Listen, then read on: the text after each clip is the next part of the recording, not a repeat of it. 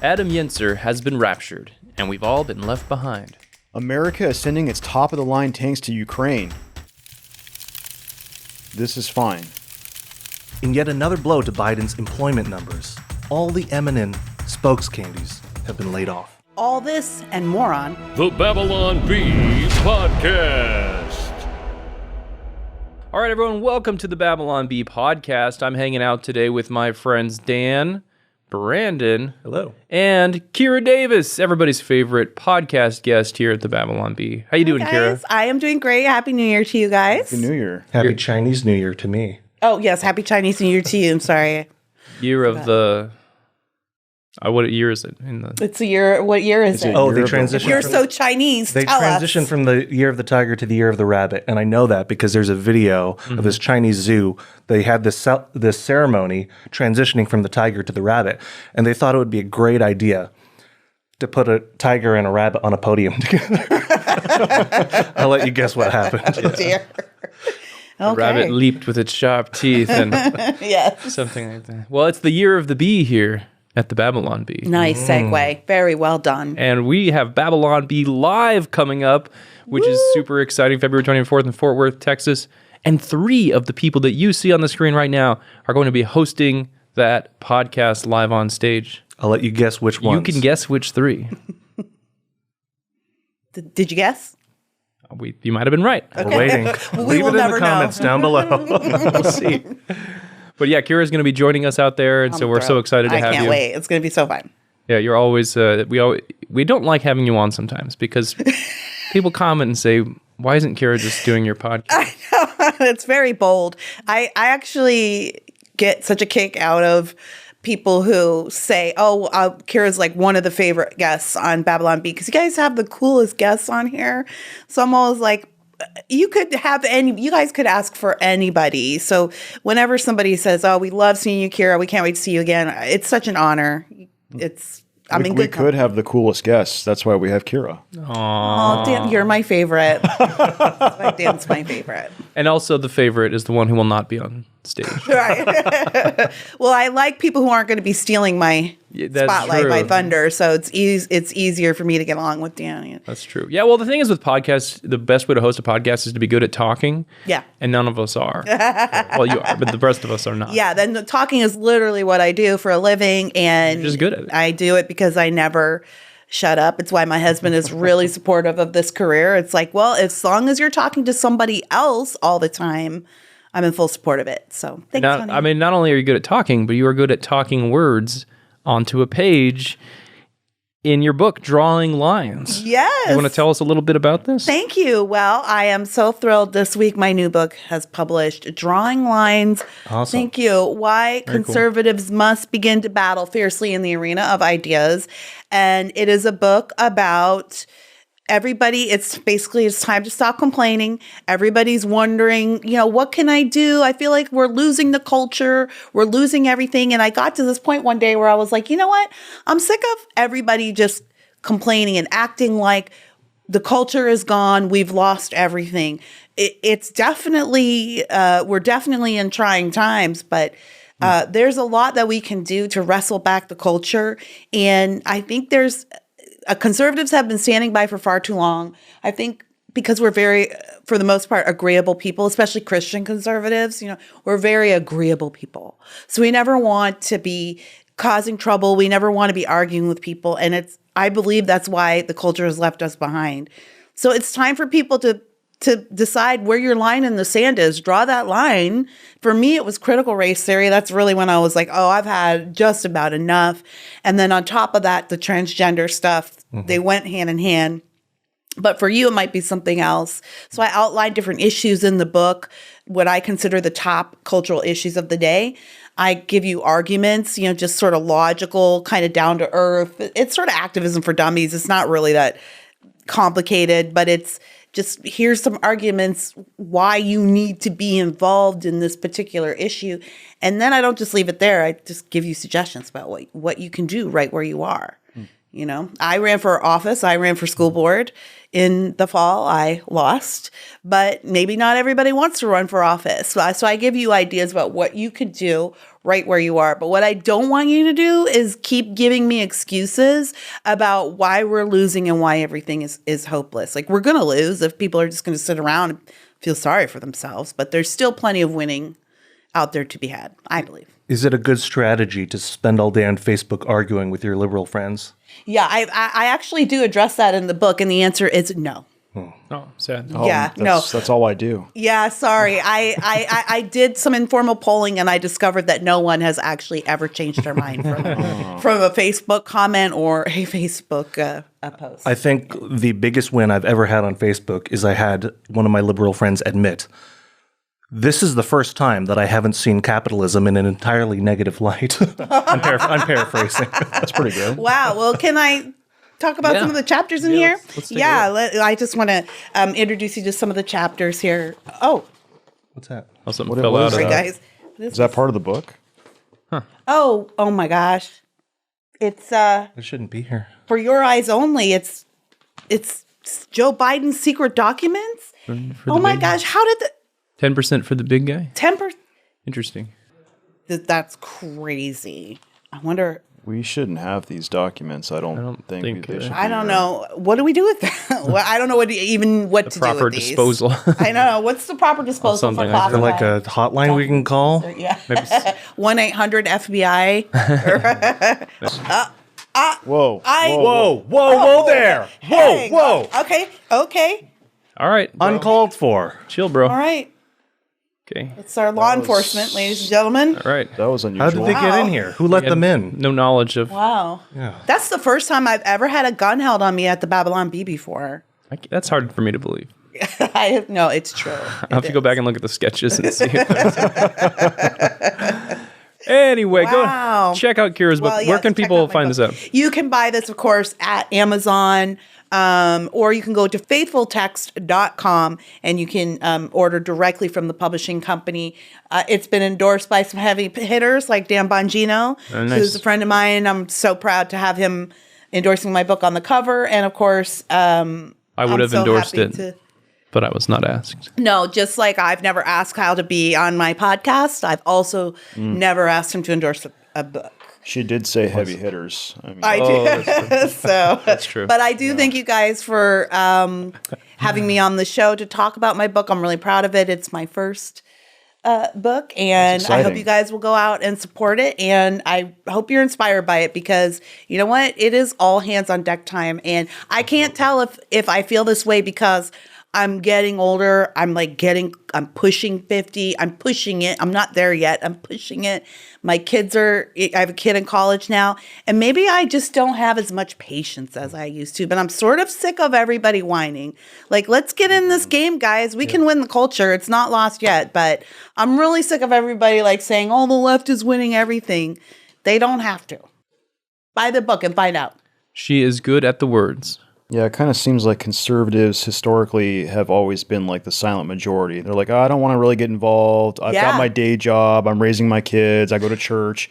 But then it's at a certain point, if we don't say anything and we don't do anything, then what's going to happen? Like, When I was running for school board, as you guys know, again, I would knock on doors. I did a lot of knocking on doors, walking, talking, and I would talk to people. And when I would tell them what my platforms were, I just want to bring sanity back to the schools. We want to kind of get the CRT out of the schools and start reversing some of this transgender nonsense that's been going on. A lot of people, were like, I love everything you say. I'm going to vote for you. Yes, I'm so glad that someone like you is out there running. And then I would close with the pitch like, oh, that's great. Thank you so much. Can I put a sign in your yard? Oh, no. My neighbor is a Democrat and I really don't want to cause any tension because they get weird about that kind of stuff. It's like people didn't even want to make themselves a little uncomfortable for 2 weeks, even just to have a sign in the yard. And that's what I was brushing up against a lot. And I get it. I'm a very conflict averse person. I'm the peacemaker type. I want everyone to get along. But I just reached a boiling point several years ago where it's like, I'm the one that's being considered evil. because I oppose dismembering babies. Yeah.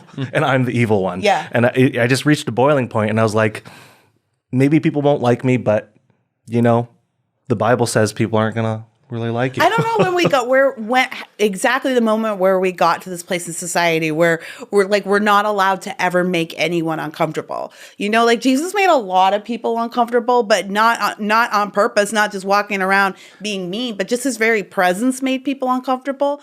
And it's like, there's nothing wrong with, if people are uncomfortable around you. I think we've elevated niceness above kindness and compassion. Yes, yeah. And we conflate all those three things as if they're the same thing. But we're more concerned, a lot of times we're more concerned about being presented as nice or easygoing. But kindness is not always in line with niceness. That's right. Compassion is not always aligned with niceness as the world sees niceness. If it's just peace, love, and flowers, that's not always kind and compassionate. Flowers. Like that one. Get rid of those flowers. No. Done with all this niceness.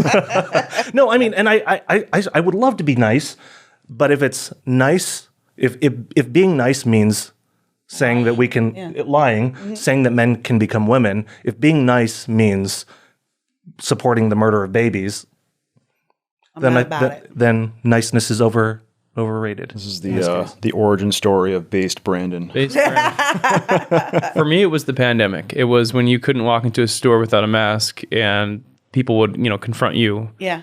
And I started to go, you know what? I don't care. Like, I just don't care. I'm not the one causing trouble. I'm living my life normally. You are the weird ones. Yeah. And that was the moment that I decided I was going to stop caring so much about confrontation. When I won't stick it out, but if I walk in a store normally and you confront me, then fine, whatever. I don't care. I did what you did. But I think for me, that all came to a head during my school board race because the unions were and the progressives were so cruel, excuse me, and so aggressive that I was used to dealing with that. I'm used to dealing with that in my day job, right, as an opinion writer for a blog, a website. Calling it a blog, a website called Red State. Obviously you have people as a Black conservative, especially, who are going to be mean to you. But when it's people in your own community, it's super weird, right? Because I socialize with these people. Our kids go to school together, but they were so aggressive, and they would show up in hordes at the school board meetings when they knew I was going to speak on an issue. We had Libs of TikTok picked up one of our teachers, right, and blew her up because she was transitioning, an English teacher at San Juan Hills High School. She was transitioning, and she had a TikTok account that was monitoring her. She would show her transition. So when she had her breasts removed, she showed the surgery scars, and she had a queer library in the school that was full of pornographic materials. So we obviously were protesting it, and they'd show up and they would call me the most horrible things. And you can't respond because it's a meeting and there's a format. And they would just say, you're a transphobe, you're a homophobe. She hopes that gay kids die. And, and that's when I was like, what am I being nice for? I'm holding my tongue in some cases because I don't want people to think poorly of me. But you know what? These people are coming for my kid now. That's when it's time to not be nice anymore. As soon as you get in between me and my kid, I'm not going to be nice anymore. I'm with you, Brandon. I'll be kind and respectful. I'm called to treat people a certain way, as a child of the kingdom. But, as far as just sort of being agreeable, that's over. And the things that I can or can't say, no, those don't apply to me anymore. I'll say what I want. It sounds like you're drawing lines. Yes. You got the Travis laugh of it. Very good. All right, everyone. Yes, well, please check out her book and go to BabylonBeLive.com so you can get tickets and join us at Be Live on February 24th in Fort Worth, Texas. Yeah. It's going to be a great time. Can't wait. For this episode, though, we've got fun stuff in store for you today. We're going to play a board game live. Sounds thrilling. We're going to give you our top 5 board games for your family to play so you can break your kids' smartphones, sit around the table, and have fun. We've got a CONSOOM segment. We've got Sizzler Facts. It is an action-packed episode. Let's dive in. The dollar just hit a 7-month low. Why would you trust your hard-earned savings with unstable governments printing more money while on the brink of default? Protect your financial future with something real. Gold and silver from my friends at Allegiance Gold. Allegiance Gold can help you protect your IRA or 401k with physical gold and silver, or if you prefer, have it delivered securely right to your front door. Allegiance Gold has the highest ratings in the industry. 5 stars with TrustLink, a AAA rating with Business Consumer Alliance, and an A+ with Better Business Bureau. Get up to $500 in free silver with a qualifying purchase when you visit allegiancegold.com/B. Or give them a call at 844-790-9191. We may not be able to control the policies of the Biden administration, but we can prepare for the consequences. Protect your future with Allegiance Gold. Visit allegiancegold.com/B or call 844-790-9191. It's time to consume! All right, this is our second consume segment that we've ever done. This is a segment where we talk about books we're reading, movies we're watching, video games we're fiddling around with, and such. So no necessary format here. I don't know what the format is, so let's just dive into it. I mentioned last week I've been playing Breath of the Wild on my Switch. A few hours into it now, and I'm really taking it slow. Not trying to rush the divine beasts. I'm just trying to wander the... Why are you laughing at me? I'm just trying to wander the open area and have a good time, relax after work. I'm familiar with the game. I'm just trying to imagine what a third party who has no knowledge of the game would think. Right. I'm not trying to rush the divine beast. Interpret that, Kira. What does that mean? I think that I'm not a gamer, but I have a son who games. So I think what you're really saying is you're exploring the world. Yes, thank you, Kira. See, I'm not weird. So you remember, I don't know if you ever watched Key and Peele, but during the Obama administration, they used to do this Obama's anger interpretation. Anger translator. Yeah. I should be the nerd translator up here. He's exploring the world. He's exploring the world. Yeah. I also restarted watching Avatar: The Last Airbender. Why? What, you don't like Avatar: The Last Airbender? The cartoon? The cartoon. Yeah. The animated. Anime.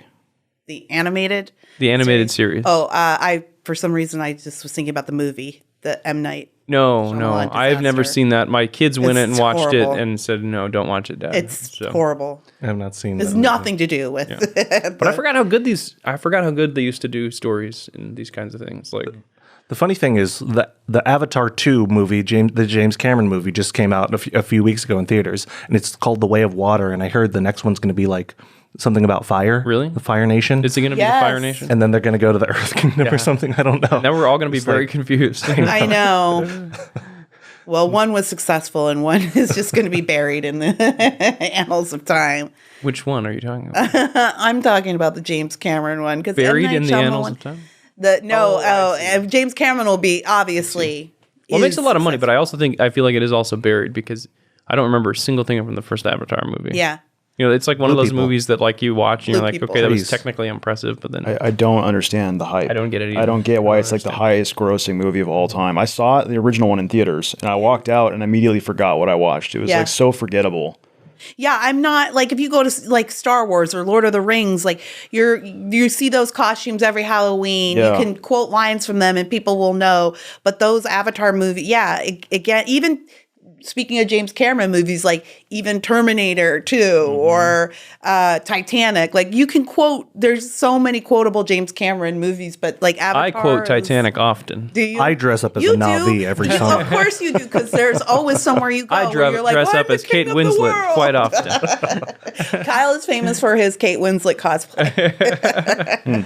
I started listening to The Pilgrim's Progress on audiobook again. Absolutely loving it. One of my favorite books of all time. Dan hates it. I don't know why. He's just weird. I can't get into Pilgrim's Progress. I really like the postmodern Pilgrim's Progress. So I read that and I went back to Pilgrim's Progress to try to read it, and I got 100 pages in and just got stuck, and I couldn't find it. It does have a little more exposition than I remember, where they get to something and it's like, this is, there's like a man in a cage, and then it's like, and then he stops and he goes, the man in the cage represents you in your sin. Yeah. And I'm like, yeah, well, I got that. I mean, I think that's what it is. Everything is so one-to-one and it's expositional. It's like everything is explained. Nothing's ever left to your imagination to like, oh, maybe it's this or maybe it's that. The funny thing is, the first time I read this, I don't know how old I was, possibly under 10, and just maybe my brain wasn't developed enough. I didn't even read it as allegory. I just read it as a story. The entire thing is a story. You're like, oh, it represents something. I didn't even think about that because I probably didn't know what half the words meant. So I just thought they were character names. Yeah. Wow. When I was 10, I read Helter Skelter. Oh. That's the Charles Manson murder book. That's what I remember reading. Did you really read that when you were 10? I did, because we lived in the country. I lived with my mom, rural Canada, and we lived in the country, and so you could only get to the library every so often. So that was the only book left. No, it was the only book. When I would go through my library books, because you could only check out 6 or 7 at a time, and we only went every 2 weeks. So me and my mom were avid readers. So when I would go through my books, I would start picking through my mom's books that she got. And every now and then there would be something that was readable. And Helter Skelter had pictures in it.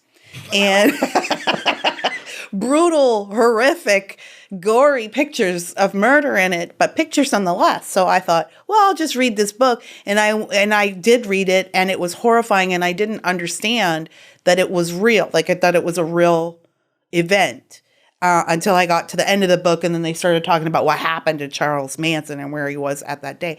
Anyway, yeah. But I'm totally normal. This explains person. a lot. Why are you guys looking at me so weird? But I'm totally normal. You have to caveat the end of your story with. Don't worry, I'm totally normal. No, it's fine. It's fine. But no blue people in that book.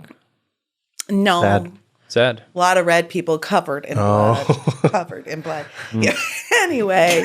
I finished my first book of the year, Applied Economics, which Brandon recommended to me, Thomas Sowell, and then I got Basic Economics for my birthday. So I'm excited. So you Applied Economics before Basic Economics? Applied. So it is the short version of Basic. Is it? I Sounds confused. It is. It's much short. I recommended Applied Economics before diving in. If you like Applied Economics, you'll like Basic Economics. Basic Economics is like this thick. It's a tome. Applied is a small. That does seem backwards. It seems like you should do the basic one first and then apply it. I say they're applied because they're like examples. It's like a bunch of examples. But if you read them in alphabetical order, then A comes before B. Now you can wear your Thomas Sowell Facts shirt and not be fraudulent. I also got The Moon is a Harsh Mistress for my birthday. Have you read this? I have. Is it good? It's good. Okay, I'm excited. It's quite I'm good. gonna read this soon. And then to finish mine up, I started reading with the church Bible study group. I started reading Disciplines of a Godly Man. It's like 20 years old, but they have an updated edition, and it's so good. I know we've done a lot of tangents, but just really quick, since you mentioned the moon, did you guys hear about the Chelsea Handler thing recently? She thought the moon. Where up until she was 40 years old, she believed that the sun and the moon were the same thing. She just said that, and she just said she it just out loud, admitted that a few days publicly? ago. That she believed the sun and the moon were the same thing. I hope she's joking for the sake of humanity. I thought she was just calling her I'm kind of an idiot. Hope she was joking. Yeah. Goes on dim mode or something. Yeah, basically. I don't understand. It's basically, mode. I just thought mode. that the Dark mode. it was just a different version of the sun coming back up. It's so bizarre. Yeah. And even if you did think that, why would you say that publicly? I think she was joking. If it was a joke, that's possibly the first moderately funny joke she's ever told. Kira, what are you consuming lately? Well, my family and I just started watching The Last of Us on HBO Max. What do you think of it? I love it. I was a little annoyed because the actors didn't look like the actors, or the video game characters. But I've heard only good things. So. I don't play video games, so I have no emotional attachment to any of the material. My daughter plays that game, and she enjoyed it very much. Cool. She enjoyed it, and I heard love positive buzz. So yeah, I love post-apocalyptic sort of dystopian. I just connected it right now. The Last of Us. I thought you said This Is Us. You're like, that's post-apocalyptic. I didn't think that was dystopian. One, you get infected by a dystopian fungus, and the other, you get infected by an emotional fungus. Yeah, I heard Last of Us is good. I'm looking forward to that too. It's actually it's excellent. We're a couple episodes in right now. We're a couple episodes in, only 2, but yeah. So that's a great show. I recommend it if you're into that dystopian sort of sci-fi fantasy world, which I am. I can't get enough of that stuff. Love it. This Is Us. Check it out. No, you'll be in for a totally different. A lot of confused people. Yeah, when do the man-eating fungus come in? There's something in my back. That's season 5. You okay? What is that? Right? You okay? Do we have to stop? Are you okay? Oh my gosh. Packet that says classified documents. Joe, don't take these home. Just stuffed under my chin. Who's Joe? Crazy. We don't even have a Joe. We don't have a Joe here. Is that Joel? Joel? Joel? Nice. Joel Berry? No. whoa. Whoa! Oh my gosh. Hey. Oh my gosh. Hey! No. Gun safety. No Is he trouble. just like standing outside the studio door? I think he's our personally assigned okay. FBI agent. That's Just the Media second Matters? group of classified documents we have found in the B studios today. That's insane. Hopefully there aren't any more. That was 'cause- No. really weird. I'm sure there aren't more. This is, and a lot of people do this. This is a common thing that happens. Did that guy You know, kind of look like classified. Travis? Maybe. No, No. not really. I don't think Travis has a twin brother. No. in the FBI. He has a twin brother, but he works for the CIA. Okay, Mr. Conspiracy Theory, Mr. Tinfoil Hat. Okay. Well, Dan, where are you consuming? Well, I didn't get to tell you Kara, please. the other book. I didn't get to tell you. I'm also reading a very interesting book called The Sociopath Next Door, which is a book of And I'm totally normal. We just want to clarify before she says this that she's totally normal. No, I'm completely normal. It's a book about sociopathic tendencies and how you can identify those in people and why some people are sociopaths. And it's really it's actually a deep dive into like human consciousness. Sometimes I think I'm a sociopath. No, if you think you are, then you're not. Okay. is anybody in this room displaying any tendencies towards sociopathy? Dan, Really? Dan, yes, very, yeah. Signs include reading Helter Skelter. It's definitely not me. I do have a funny story, though. I went to my church's men's Bible study for the first time last night. And I don't like meeting new people, and I'm very awkward. And I was just sitting there like this, like listening to all the discussion or whatever, and I won't say anything. And the leader leans over and he's like, "Hey, are you okay?" And I'm like, "Oh, yeah, I'm just listening." And he's like, "All right." You're like, I'm just an introvert. pray for you? Sorry. So I think I'm a sociopath. No, if you think you're a sociopath, you're not a sociopath. I must have just been glaring at everybody or something. He's like, "This guy's going to shoot this place up." Do we need to call somebody? Anyways, All right. it's interesting. Yeah, I'm learning a lot. Are you consuming anything else? I don't want to step on. Those are my Those main main things. things, I right. have a myopic focus. I'm the type of person like I latch onto something and I'll just do that one That's thing. better because like when I'm saying, "Oh, I'm starting this. I'm starting this," I won't I finish can't half do of it. this stuff. That's part of it. Problem. Dan, what are you consuming? Might be a problem. Yeah. Yeah. So for me, I'm consuming lots of stuff. We've been playing lots of board games here at the office. So we played the Kings of After Israel. hours? After hours, of course. Right. Wow. Okay. Never during hours. Never during a podcast. They work. No, These we would gentlemen never. work hard, obviously, all day long. So we played Kings of Israel, which I think is just awesome. It's kind of like a great time ripoff. with it, It's a ripoff of Pandemic, but it's got like a layer of Old Testament plastered over it, and it's You're awesome. wiping out sin cubes instead of disease cubes. Right. And you're all I call all, it syndemic. See this person in a cage?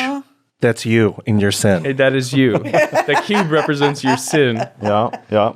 But it's pretty funny the banter that happens around the table when you're playing this game because you're like, "We got to get up there to the city of, whatever. I don't remember all the names of the cities, but we got to get up to Megiddo because there's a bunch of sin and they just erected a golden calf and I got to build an altar and make a sacrifice and then we can get." Wow. It's fun. It's really fun. It's very fun. Yeah. Yeah. You have good, and then there's scripture on the cards, so like you can get some devotional Dan time insisted that we read every flavor text scripture as the card was drawn. And pray after. Pray before every move. Well, that's great. You get to knock out your entertainment and your Bible And study all at at once. all at one time. Who is the Ahab in your life? So we were playing that. Travis and I were playing Castles of Burgundy, which is another meaty board game. I've been reading through the Bible on my Bible reading plan. So Genesis, Psalms, and Joshua is where I'm at right now. I've been reading Ordinary by Michael Horton. It's one of those orange books. There's another orange book called Radical by David Platt. This one's the opposite of that. So it's ordinary. It's just It living. should be blue. It's Okay, what is the opposite of orange? Blue. it should have been a blue book. Yeah, Purple. It's purple. yeah. Is it purple? Yeah. But it's just about living an ordinary, faithful life. Like you just wake up, you're changing diapers, you're doing the dishes, how you serve God, and just the ordinary, Playing board games. everyday life. serving your neighbor, loving God. And it's not these big, momentous, revolutionary things. It's just, you just wake up with God every day. I like that. Yeah. I think especially as Christians, we have this idea that we're supposed to be out like just doing these huge, big world-changing things. Right. You got to go on a missionary project or, build a homeless shelter. And obviously, there are people who are called to those things. But there are times when and I think even, especially nowadays, living an ordinary life where you have a family, you have a home, you serve your community, you go to work, and you're an upstanding person who just has traditional, lives your life according to traditional Judeo-Christian values. That's subversive. That's something that really stands out these days. Purple. You about to say something, Kyle? Purple is the opposite of yellow. Yeah, because it's like the Lakers. I mean, that's like blue and orange goes together. The Lakers, yellow and purple. I was going to say something and then I forgot what I was going to say. Ordinary. Sometimes all we can muster is like getting the kids ready for church. That's all you have to I think muster. sometimes that's okay. Yeah. Yeah. I don't think we're all like here to be making a bunch of noise. The noise is all around us, and we're the calm in the storm. And when we look at what's around you now, I mean, just if you are a person who, even just to say, I was out with somebody last night, and they were asking me if I was married, and I said yes, 26 years this December, and they were like, they were floored. They were like, I just hardly even heard of such a thing these days. If you're under a certain age, even just to stay married in this society is like an act of rebellion. Revolutionary act, it for sure, really yeah. is. Yeah, that's awesome.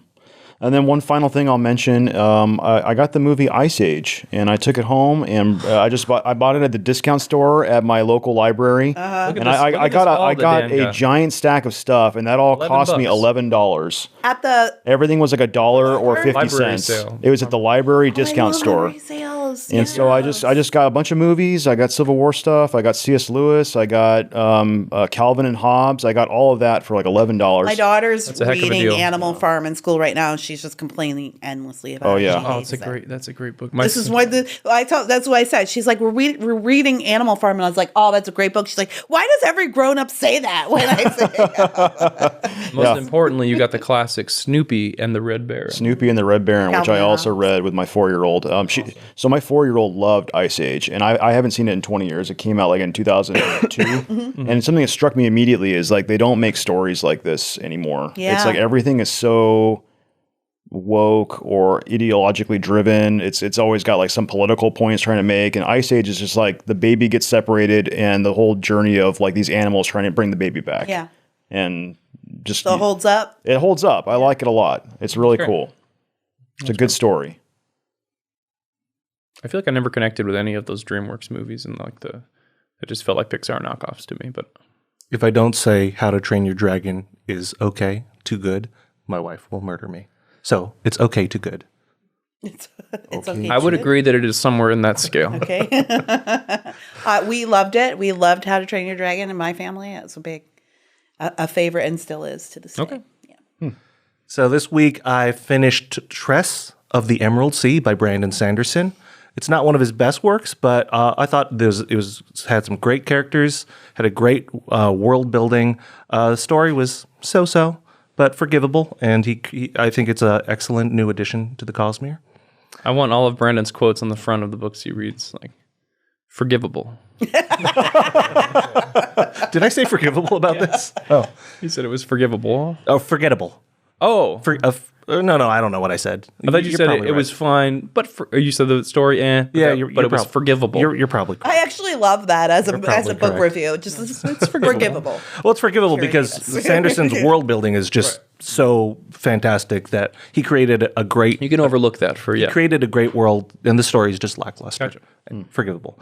And I also read. He forgives you, Brandon Sanderson. I also read Upgrade by Blake Crouch, and I would put it as one of his lower ranking books. Okay, I do like a good. do you Blake forgive Crouch him? I do like. every now and again, I really like yeah. Blake Crouch. I loved Yeah. Dark Matter and Recursion. Yeah. This is above like Abandon, but it's not one of his best. No, he really likes Brent. Do you forgive him for it? Blake Crouch. Is it forgivable or no? It's forgivable. It's a little. It feels derivative. Like I think Recursion and Dark Matter felt so original, and he delved into all these really unique concepts.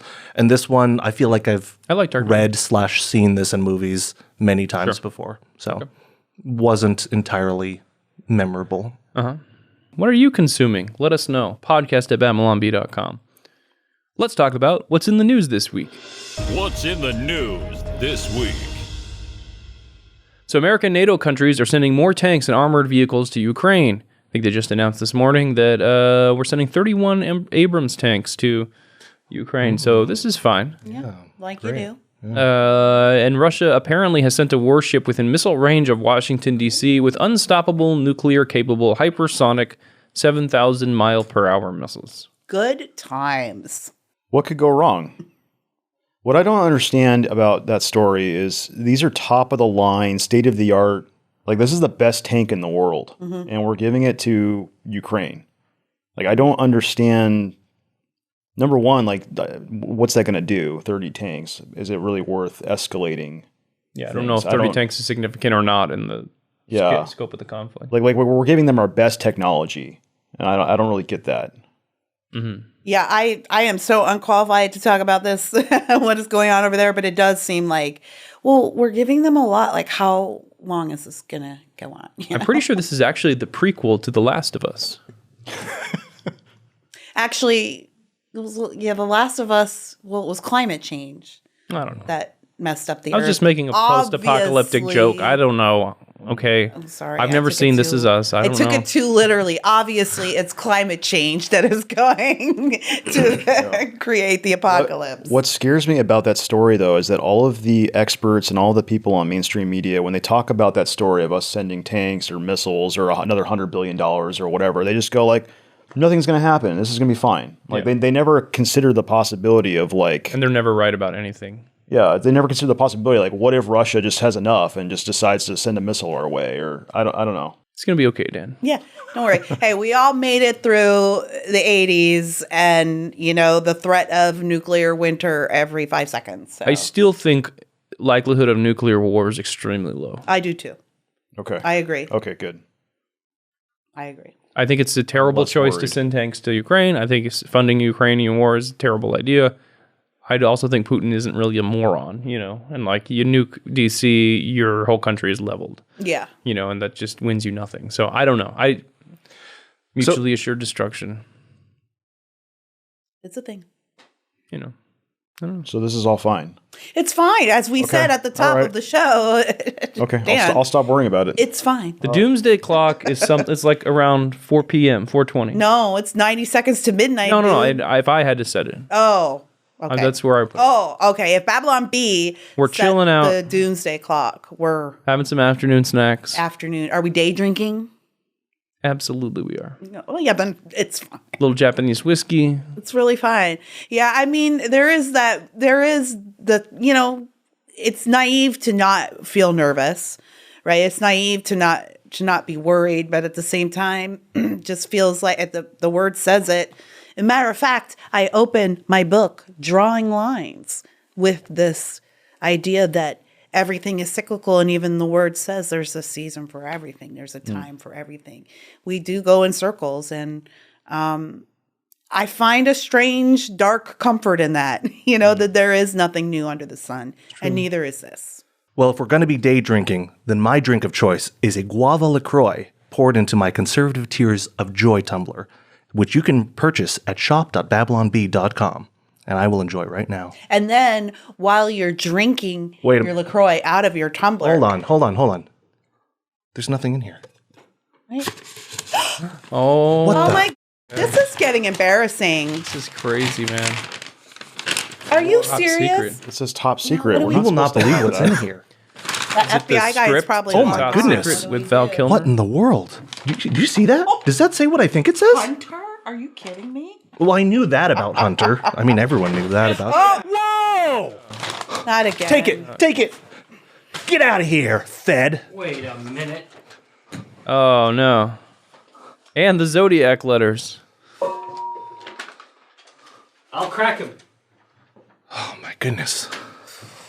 Wow. I'm sorry that the FBI guy stepped on your pitch for your book. It's fine. I didn't expect to be in the presence. You closed the door at least. That was nice. That's nice. I didn't expect to be in the presence of so many classified documents. Though niceness is Crazy. overrated. It's true. Oh my gosh. So classified document, apropos of nothing, classified documents were now found at the home of... Marriage is between a man and a woman. Mike Pence.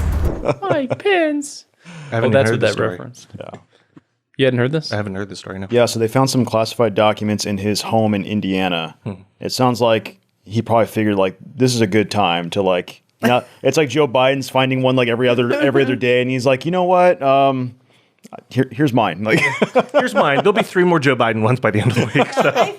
I think what's going on here is that I think probably there are a lot of politicians who have classified documents at home, and part of the issue is overclassification, right? Mm-hmm. Like, rumor has it that some of Trump's classified documents are really things like, a birthday card from a world leader or something like that. They put those things, they mark them classified. And then sometimes when these people leave office, they're like, well, what are they going to do with this? I'm going to take this. This was addressed to me. Technically, it's mine. So I wouldn't be surprised if, there's classified documents as we've seen today everywhere. They might even be in your house. And as a matter of fact, check under your seat right now. Do you have classified documents? You get a car. You get classified documents. and you get a visit from the FBI. No, I think you're right. I think they're everywhere. I think like every president probably had some. And it's just the only reason that we're talking about it is because they made such a big deal about when they found it in Trump's closet. Yeah. And since they made such a big deal, now they've got to make a deal about all of them. They try to set it up like this is so unusual. Yeah. This is so out of the norm. Like, how could a president ever do this? And now it's like everyone's got them. Like, okay. Right. Okay. Which, if my tinfoil hat were a little bit pointier, I might say might be part of, the deal. The reason why they made such a big deal out of Trump's documents, because they did know there were others out there. Absolutely. And now we have a reason to get rid of Biden, right? Democrats can't be like, oh, well, we're not going to support the current president of the United States for re-election. But also Democrats are like, this guy is maybe not going to make it, and he's not in his right mind, and he's becoming a liability. So what do? You got to figure out something to force his hand to step down or to force the tides to turn against him, something like that. If my tinfoil hat were pointier, I would say. okay. They went after Trump on purpose so that they could set up this argument. Did you see that video of Joe Biden singing "Happy Birthday" to the Martin Luther King relative? No. And he totally forgot, like, didn't know who he was talking to or who he was singing to. Happy birthday, dear Dad. Solly. Happy birthday to you. Happy birthday to you. Happy birthday, dear Valen.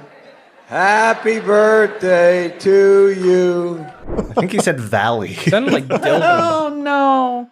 Yeah. Well, I saw Ralph Warnock at his church recently. Oh, yeah. Looking all lost and weirded out. I used to go to the black church. Yeah, well, it was almost like he came to in the middle of.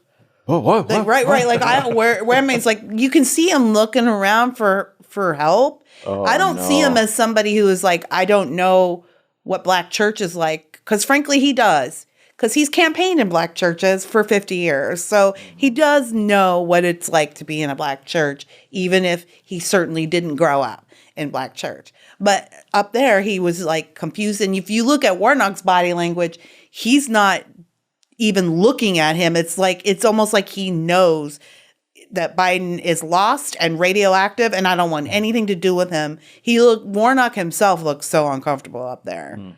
I don't know. It's sad. Very sad. He left the scene and drove over a woman's foot on the way out. Did he really?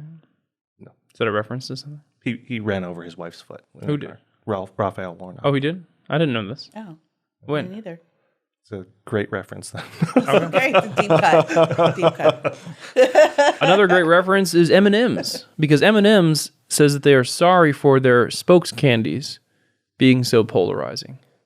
And they issued a statement saying they're sorry for the polarizing female purple M&M and changing the shoes of the brown M&M, and that instead they will be using Maya Rudolph to bring America together. That could work. Nothing says unity. Love Maya Rudolph. Like Maya Rudolph. The strangest thing to me is that they use the Spokescandies to announce that they are retiring the Spokescandies because they are divisive. They actually have the Spokescandies right there in the graphics saying, sorry, these guys were so divisive. We'll be retiring. Want to get one last look? Yeah. One last look at green. The candies were never divisive. That wasn't the candies that were divisive. It was the woke weirdos that were changing the whole purpose of these mascots and what they were, they were going woke. And nobody wanted their candies to be woke. Everybody was just fine with them. It's not the candies that are divisive. It's the idiot progressive ideology behind the candies. What's in it for these companies to make political statements? I still haven't figured that out. Like, can you just make candy? Like, you know what? You're a candy company. Can you just make candy? Like, I had a CEO on my podcast, Just Listen to Yourself with Kira Davis, available wherever you get your podcasts. I interviewed a CEO, Jeff Webb is his name, about this very thing. What's in it for corporations to go woke? I think we were talking specifically about Disney at the time and what was going on with them. And Jeff said that the thing is that it used to be, right, that your board runs the company, the CEO and the board members, and they make the decisions. He says now HR runs your companies because there's so many woke laws. HR has become a powerful department in any corporation, and they set a lot of policy, and they're not business people. They don't care about the profits, right? So a lot of this is basically HR or HR adjacent designers, people working in the company at the lower level going, well, this is what we're going to do because it's the right thing to do. And then corporate's just scared of the HR complaints. So some of it is just plain old bullying. But quite frankly, I have to admit, I don't think it's entirely bad that all these candy companies have been going woke, because I used to have an Oreo problem. I used to buy every flavor of Oreo that came out. But since Oreos went woke, I stopped buying Oreos. You've lost 300 pounds. Since M&Ms went woke, I don't feel like I need to buy M&Ms. Right. And that brings us that works to my benefit. Babylon Bee's woke diet, which you can sign up for. This feels like a Babylon Bee headline, like conservatives losing hundreds of pounds. You might be onto something, Brandon. Candy The woke companies diet. I like it. All right, well, there's a lot more that happened this week, but we're going to have to clip right along. So let's move on to the Babylon Bee banger of the week. You know what drives me crazy? When I'm out of the country, I travel a lot, and I'm starting to watch a show that I'm getting into, but when I come home, it's blocked on my streaming service here in the States. If you didn't know, lots of amazing titles are only available in certain regions, so you're not making the most of your streaming subscriptions. If you're wondering how do you get access to these shows without leaving the country, what you need is a little help from Private Internet Access. Private Internet Access is a leading VPN provider that works with all major streaming services so that you can access more content than ever. All you need to do is connect to a server and you're good to go. The VPN is really user-friendly. One subscription can be used on up to 10 devices. Personally, I love using Private Internet Access to watch shows from the UK. Have you ever seen the Venezuelan version of the Great British Baking Show? You should. Head to piavpn.com/thebabylonbee and get an 83% discount. That's just $2.03 a month, and you also get 4 extra months completely for free. Banger of the week. NHL player says that if he wanted to support the gays, he'd be playing soccer. Oh, but yeah, this is the real thing that happened. This dude refused to wear the pride jerseys when he dressed out for Philadelphia Flyers practice, and his coach actually backed him up and came out and said he's standing up for his beliefs. What do you want me to do? So that was cool. Yeah, good for him. Based Russian Orthodox guy. He was drawing lines. Yeah. He drew his lines. You are the master pitcher for your stuff. Like, you know how to turn anything into a plug. She looks so proud. Shall we try? Let's come up with like a topic or something and see if Kira can turn it into a plug for her book or podcast or something. Yeah. What? It has been revealed that C.S. Lewis was actually an alien visitor from another planet. Yeah, you know what? I don't know if C.S. Lewis was an alien visitor from the planet, but C.S. Lewis is a controversial figure these days, just as a Christian. And we can't really even talk about him publicly. And I think that's because we have been so pushed back by the culture that we feel apprehensive about sharing our faith and sharing the work of great philosophers like C.S. Lewis. Like, we don't want to offend people. But you know what? It's time for you to draw your lines. Conservatives need to start drawing lines. Our cultural figures are just as important as those woke cultural figures. So if you don't stand up for C.S. Lewis now, in the future, you might not even be able to whisper his name. And I talk about that in my book, Drawing Lines, Why Conservatives Must Begin to Battle Fiercely in the Arena of Ideas. That was pretty good. Here's a little harder one. I have an air fryer. Oh, you have an air fryer? Yeah. Okay.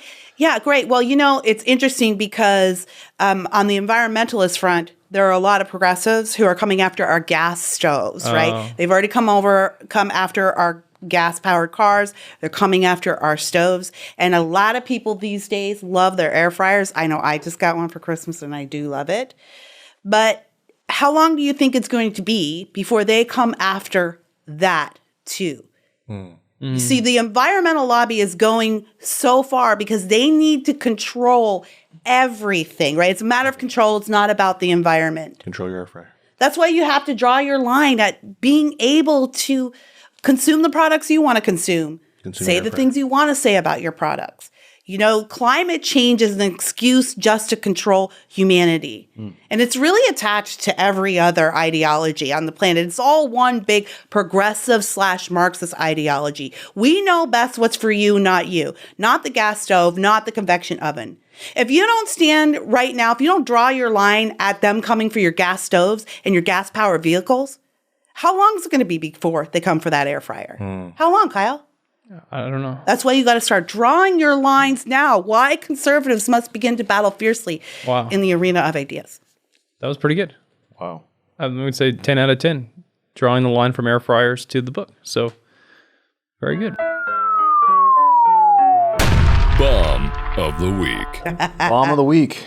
Our article was George Santos signs lucrative endorsement deal with Whoppers, which, by the way, is like the absolute worst candy. Isn't it? It is. Thank you.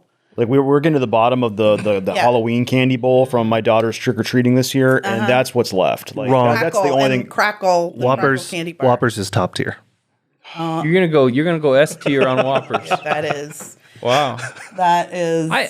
I don't know if I hate Whoppers. I feel like I associate them with the memory of Easter, and like you get a little thing of Whoppers, and I know they're not like Reese's level, so I'm not going to say S tier, but I wouldn't put them bottom tier. I'd say mid. I'm with Dan. I put them bottom tier. Bottom of the bottom. Bottom of the Halloween candy bag. Yep. Mid tier. Next to the licorice. So I might have gotten a little too excited. Maybe not top tier. I don't know. My only problem with this article is I have no idea who George Santos is. You don't? I have not. Oh my gosh. I see. He's the best thing to happen to politics. I see someone talking about like, oh, he told these lies, and I just don't care. I just a politician lied. I don't care. Like, this guy didn't just lie. Invented an entire identity. Lied about every single thing. A former drag queen from Brazil running on a Republican ticket. That's awesome. He said his mom died in 9/11. She did not. She's still alive. He said his mom had cancer and he had to raise money. She did not. She's still alive. He said he was a property owner. He is not. Like, these are all the things he ran on. He does not. He rents money. In fact, he rents an apartment. In fact, he owes money for rent. He said he went to Baruch College. He didn't even graduate from college. Like, that's hilarious. But also just won his election. From like a consequences standpoint, is that worse, or is like the lies that the Democrats told to get Biden into office worse? Exactly. That we're about to start World War III. So I don't care about this weirdo drag queen. And I think that is why I love George Santos, because he is so ridiculous. It's a funny story. That is funny. It is such a liar, pants on fire story that it's like, well, no, you guys started this. So guess what? He's in office now. Deal with it. But look at his face. Like, did anyone believe anything he's ever said? Apparently. Look at him. Look at this. Look at the sweater vest. It's pretty amazing. He's wearing a sweater under that. Oh, you should see some of his outfits at the Capitol. The other day, it was his drag queen outfit. It was a sweatshirt over a shirt and tie, and a jacket over the sweatshirt. Like he's the king of layers. Oh, that's just great. If he showed up in drag into Congress, what would they do? I would. The Democrats would have to accept I would it, name right? an award after They would him. have to accept it. He's my favorite. They would have no now. choice. Yeah. Well, now it's time for a segment that doesn't have any whoppers in it. All truth. Sizzler Facts. 16 weeks ago, precisely 16 weeks ago, we debuted a new feature to the podcast called Sizzler Facts, and it was met with overwhelming adulation. This fact is a news item that comes from Washington State. The News Tribune reports, if the slow waning of the American dream took a physical form, it would probably look a lot like the scene in Lakewood on Thursday night. There, with a line stretching out into the cold, the witnesses stood huddled, anxious and hungry, waiting to pay their final respects. The Sizzler on South Tacoma Way, a touchstone of casual steak and buffet dining in Lakewood since 1978, was closing. By the time it locked its doors on Friday, it would be gone forever. The closure, which was announced to Sizzler staff on January 14th, according to co-owner Joel Starr, oh, I love that guy, Joel Starr, marked a final blow for the chain in Pierce County and across most of the state. There's only one Sizzler left in Washington now, in Longview, near the Oregon border, according to a spokesperson for Sizzler USA Incorporated. Wow. That was a work of art. Wow, that was a heck of a piece of writing. That really was. A local newspaper reporting on a Sizzler closing. It really was. They poured their heart and soul into that story. All right. This has been Sizzler Facts. And now it's time for Sizzler Comments. Sizzler Comments. Here's a email we got from Tom Walker of Provo, Utah. He says, look what you all made me do. You guys should seriously earn a commission. And he also included his phone number in case we want to contact him. And he includes pictures of himself eating at Sizzler because of our podcast. Nice. And there's the cheesy bread, steak and all-you-can-eat shrimp coming soon. And that's the 1385 South University location. That's right outside, directly outside of the SDZ, the Sizzler Dead Zone. Oh, yeah. And then here, he actually included his receipt for us to look at. He paid $16.23 cash. Look at that price. Wow. $14.99. All you can eat shrimp. All you can eat shrimp, as promised. That's a good looking meal right there. That's a good deal. That is a heck of a deal. And Wow. yeah, so that's wonderful. And all you can eat cheesy toast. Oh, I love the cheesy toast, the old cheesy bread. Thanks for your Sizzler comments. And now it's time for our top 5 board games. Hey there, we know you listen to the Babylon Bee podcast 24/7 while you're eating, working, even sleeping. But in case you're looking for a little break, check out one podcast that our CEO enjoys. The Anchored podcast, produced by the Classic Learning Test. If you haven't heard about the Classic Learning Test, or CLT, it is truly one of the most disruptive companies in modern education. CLT is challenging the College Board, the ACT, and the woke education establishment by providing standardized tests that offer a common sense return to traditional education. Their Anchored podcast focuses on the intersection of education and culture, featuring conversations with leading thinkers like the one and only Seth Dillon, Robbie George, Allie Beth Stuckey, Glenn Lowry, Heather McDonald, and many more. If you truly want to understand the failures of mainstream education, how it's impacting our culture, and how to fix it, you won't want to miss this podcast. Listen to Anchored by the Classic Learning Test wherever you get your podcasts. That's ANCHORED by the Classic Learning Test. The Babylon Bee's top games to force your family to interact. Yeah, nerds. Kira's let's favorite do it. segment that she's been looking forward to. Let's do it. So I noticed something. So about 10 years ago, I started to get into physical board games again, and it felt like there was this revolution that was happening where people were moving from A quiet revolution happening, sweeping the nation, where people were trying to get away from screens somewhat and get more into face-to-face interaction. This happens like there's actually books on this phenomenon that people are like, as we move more to the digital space, people want to own physical things, and it's kind of a rebellion against that. Vinyl is one example. My daughter is obsessed with vinyl. Yeah. My kids like vinyl. Like both my sons like to collect vinyl records. Yeah, it's crazy. My oldest son actually got a gramophone. He wants to listen to 78 gramophones of 1940s big band stuff. Wow. So he cranks it and play, and it'll play for, the whole length of the side of the record or whatever. that's crazy. I started getting into like buying things physically. Like once they started for a while, it's like been streaming is the normal thing, right? Like for all your TV shows, all your movies, and then they started like censoring them. Like 30, I love 30 Rock. Right, And and they took away. They just right? randomly took away some of the episodes. I'm like, wait a minute, where'd my episode go? I want to watch or Community. Yeah, 30 Rock Community. So I'm like, what's wrong with blackface? You're like, where's my blackface episode? I bought 30 Rock on DVD because they were peeling stuff out of that. And I have another podcast. It's called How Inappropriate, where I just watch an older movie with guests each week. And we talk about all the things you could never do today. And I did a movie a while back called Joanna Man.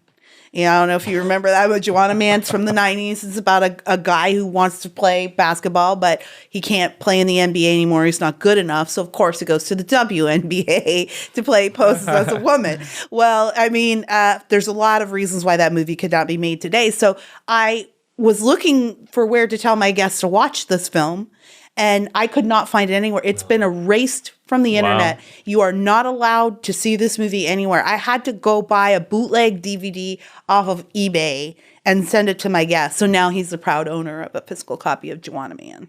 Oh, awesome. Yeah. Yeah. But yeah, some things are just getting erased. I like the idea of a guy just making up his own cottage industry of printing out Joanna Man. Like he's just like in his basement somewhere, just printing them out by the thousands. Contraband. Well, another thing, especially during the pandemic, it really showed us the value of face-to-face interaction where like we all think Zoom meetings suck. We all hate the video chat. Obviously, it's helpful for certain things. You can talk to people across the country and see their face. That's cool. It's cool technology, but nothing replaces that sitting together and hanging out.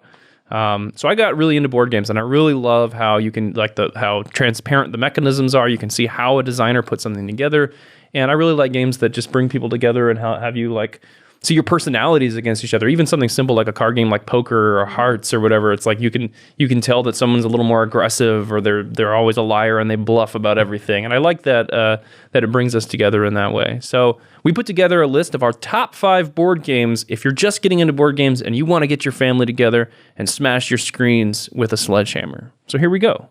Dan, why don't you give us your first of the family games? Well, just based on your description right now, I had a game pop into my head. It's not on my list. I'm going to say it. King of Tokyo. That was a great game. If you've ever played Yahtzee, where you're rolling dice and trying to, I got the ones and I got the twos. Yeah. So take that idea and combine it with big giant monsters smashing Tokyo. And you're all fighting over Tokyo. You're fighting. It's like trying to be king in the middle, and you're pushing everybody out to score all the points. And you're upgrading your monster. You're getting big, massive power ups. So like you're a big giant Gigazar, and now you have molten lava breath, and you've got wings. And you're picture that. Picture that. Are you picturing it? Yeah. You painted quite a vivid it's awesome. picture. And it's so simple. You're just rolling dice, and you're saving the dice you want, and everyone's rolling dice together, and it's just fun. Good quality family time. Remind me to bring in King of Monster Island. Yes. The co-op version. Bring in King of Monster Island. You might be interested in it. I don't know. I don't know if it's good at Tokyo because Tokyo is so simple and fun. Yeah, it's simple. It's fun. Is it another dice game? It's exactly that game, but you're playing together. Like you're all on the same team. Oh, okay. That's one thing a lot of these games are doing now. It's cooperative. Yes, like Dungeons and... Like Dungeons and Dragons. So it's not we're getting mad at each other and flipping the table over, which is a great thing for families. Yeah. I think I prefer the one-on-one, head-to-head, competitive. Like try to kill you. Let's smash each other and crush each other. I tend to prefer that too, but sometimes it's nice, especially if you have kids that get mad at each other. You can play the cooperative game. So that's nice. My number 5 is Downforce. This is a racing game where you buy cars and then race them by playing cards. I hope you're sold. It's awesome. Okay. So in the very beginning, you bet on the cars. You bid on them. You bid on them. Auction them off. And then you own a certain number of cars as your racing team. Right. And then you play cards that move all the cars together. So it looks like a pack of, cars driving around the board. So you've got a whole hand of cards, and you can kind of see what you can move and what's not going to move. What I love about this game is it plays great from 2 players to 6 players. I've introduced it to people who hate games. Kira, I could introduce it to her right now, and she would love it. I'm falling asleep listening. No, but trust me. Description of it. Trust me. I just was thinking about what I needed to get on the way home from the beach today at the grocery store. A card game that pushes your car forward. All right, Kyle. Yeah, I didn't sell it. My number 5 is Sushi Go.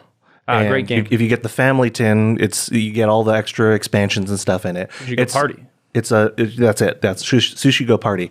It's a drafting game. You take one card and then you pass it over to the next person. They take one card, pass it on, and you're just trying to get the best sushi meal. The best sushi meal, that you can. No, I don't understand anything you just said. What? You have a card? You're trying to make a sushi meal? Yeah, out of cards. Yeah, out of cards. You don't actually eat it. It's you're like collecting. You're like collecting. Well, that's sets. even worse. Like you don't. There's not even real sushi. It's just on the cards. No, I mean, you could eat the cards if you wanted to. Well, and then you're pulling the card, and you're like, okay, I'll have like rice. I have like a rice roll, or whatever. Rice because you can get more points for. So your hand might have like tempura in it. You might have wasabi. You might have like soy sauce to dip it in, and you have to pick. I'd like to take this, and then the next hand comes, and you're like, ooh, I'll also take. Do you have a partner? You play with a partner? No, you're playing against people. So it's like you could be at the beginning. You're like, oh, I'm going to collect the. It's like a form of poker. Almost. I'm going to collect the soy sauce.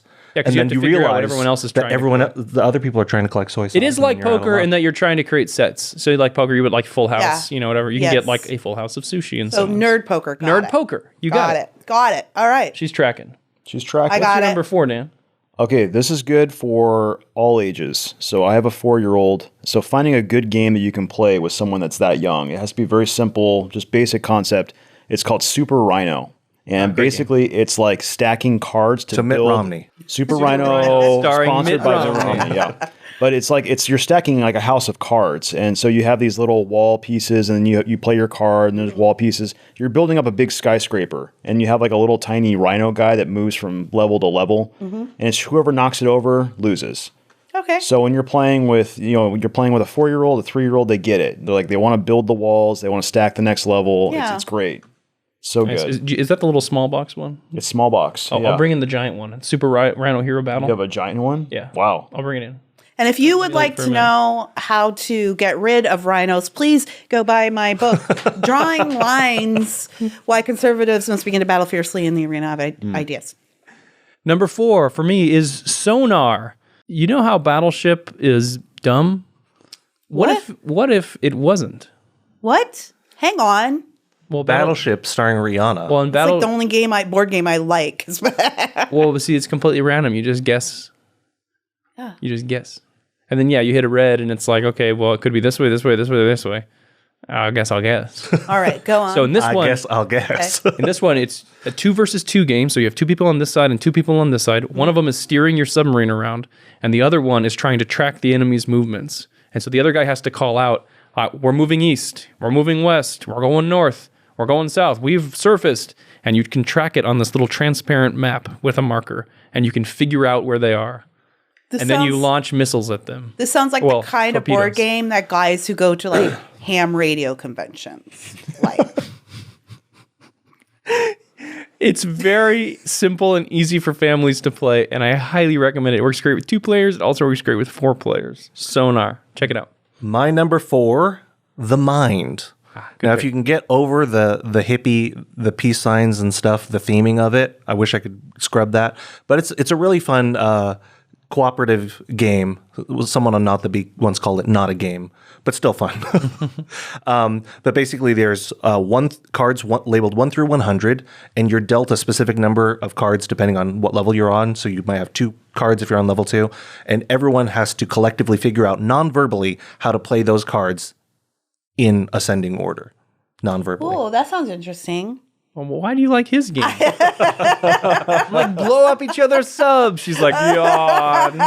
He's like, play numbered cards in order. And she's like, woo, that sounds good. Well, it's all about body language. I'm fascinated by the idea. I like this game. It's all about body language. So it's like you see someone like going in, and it's like, are they going to jump 10? Yeah. Or do they have like, or are they going to try to jump 30? And it's just really fun to see how people react and how nervous they get, just depending on what kind of gap they have. That's what interests me. That's why I told you about that book I'm reading, The Sociopath Next Door. Like human interaction, like body language. Like I'm fascinated. Would a sociopath be good at that game or bad at that game? Ooh. Probably bad because they couldn't read any cues of what other people. They would just be like, "Oh, I'm gonna win." Like no, they would probably read all the cues because the sociopath is like an expert in human behavior. Really, they know how to manipulate. So you would do well at this game. I'm not a sociopath. Perfectly normal. I should bring David Wood in to perfectly normal.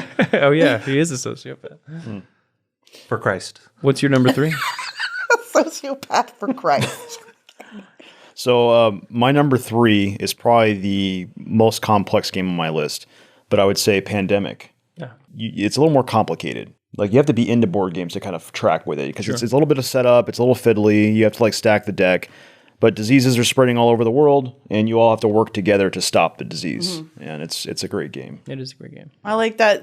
There's an app that like a game that's like that I played when Wasn't it the opposite? Wasn't that game where you tried to spread the disease? where you try to spread You were the trying to disease. infect the whole world That's with it? one of my Yeah. favorites. I play that before I go to bed at night. Yeah. Try to So kill the you read entire Helter population. Skelter. Totally normal. Perfectly. Not sociopathic No, at that's all. a normal thing. That's a normal thing. It's like, how could I destroy the earth with a virus? All right, I'm going to try to sell this one to Kira. Okay. My number 3 is called The Quest for El Dorado. Ooh. They're deep in the jungles of South America. There's a place called El Dorado, and you have to build the perfect card deck to help you slash your way through the jungle and beat all the other explorers there. This looks like one of those games that you would see in the board game setup area at Anime Expo. Should we send these roasts to Tom Vassell? And see what he thinks? All right, my number 3 is one that Kyle absolutely loves, Shifty-Eyed Spies. This is a really fun party game. Kira will probably like it. With family. I kind of was already interested. It plays well with slightly younger players as well. But basically, everyone has missions that they're trying to accomplish.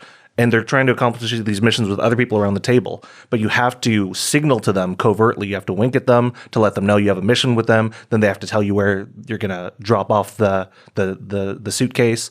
And it's just fun because you're trying to secretly deliver these messages, and you're also trying to intercept other spies. So you're like looking around the table. Everyone's all paranoid. Everyone's thinking everyone else is looking at them. And you can catch people. You can catch people. So if I wink at Brandon, like, I've got a package for you, you can intercept. You can look at me and go like, I might have some classified document. Yeah. Yeah, I like that concept of that idea of the body language, but it feels a little nerve-wracking to me. The spy thing, it can be. It creates so many fun moments if you have the right play group. That's on my list. I'm halfway there. It's almost not nerdy. Okay, Kira, picture this. All right. You're on an island, and the island is slowly sinking into the ocean. Oh. And and you have lots of people. It's tipping over. It's tipping over because there's too many military personnel. Yeah. And you have to get all of your people off the island onto adjacent islands. But then there's a catch. There are sea monsters and sharks and whales that will mess you up and sink your boats and eat you. Those whales will mess you up. Yeah, they will mess you up and they will eat you. And so at the beginning of the game, you place all your people on the main island that's sinking, and they're numbered 1 through 10 on the bottom of those people. That's the best part of the game. And when you bring them to the safe islands, they score. So like whatever it is, if it's a 10 or a 1. And so you're trying to get your people off, and you're trying to sink the boats and have the sharks eat the other players' people. The best part is that you share rowboats with other players. So you can all be piled into one, and you can like take one that everybody else is on and sail it the wrong direction. Or you could like put one of your low value pieces on and sail theirs right into a shark or something. So you're trying to figure out like where people's high value pieces are, where their low value pieces. No, it's a game called Survive. And it's great. You're just trying to get off the island, score points, and have everyone else's people die. This reminds me of when I was a kid and I used to gather all of my stuffed animals on my bed and play The Floor is Lava. Yeah. It's The Floor is Lava. It's The Floor is Lava in a board game. Yeah, but with rules. Like 6, yeah. But with rules. So it's more fun. And it's an actual game. Yeah. It's called Survive. Survive, Escape from Atlantis. And there's not, your mom isn't yelling at you from the kitchen, get outside for a change. That's my wife now. Okay. That's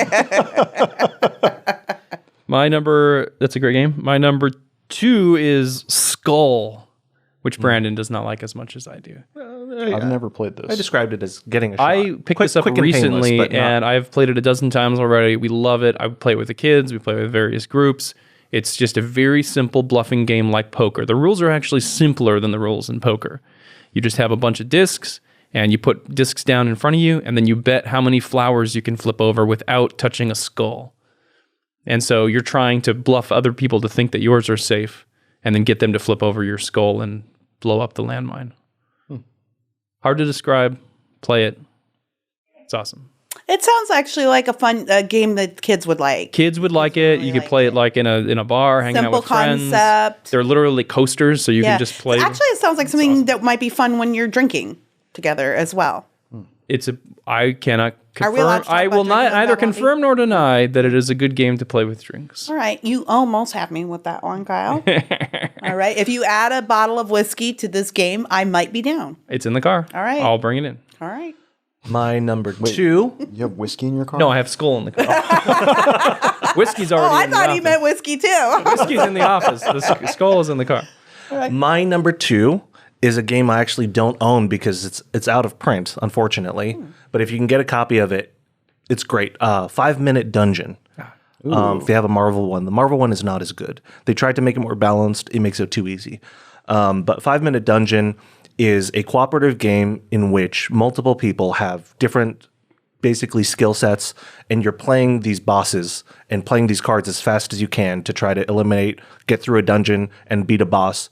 And as the title implies, you only have 5 minutes to do it. So it's kind of a game of speed, cooperation, really quick communication to let you know how you're going to defeat these guys, and plays very fast. My kids like that one. Plays very fast. Yeah. It's quite good. You don't, but your kids do. I thought it was fine. My kids liked it enough where it was one of the few games that they'll get out without me and play. And it's simple enough that they can set it up and play it, and they just enjoy it. So, well, I will formally apologize to your kids because I think I've had your copy It's true. for longer than your kids probably. I will bring it home. It's a quick game. It's very quick. 5 minutes. 5 minutes. And you know what else is quick? This is a quick read.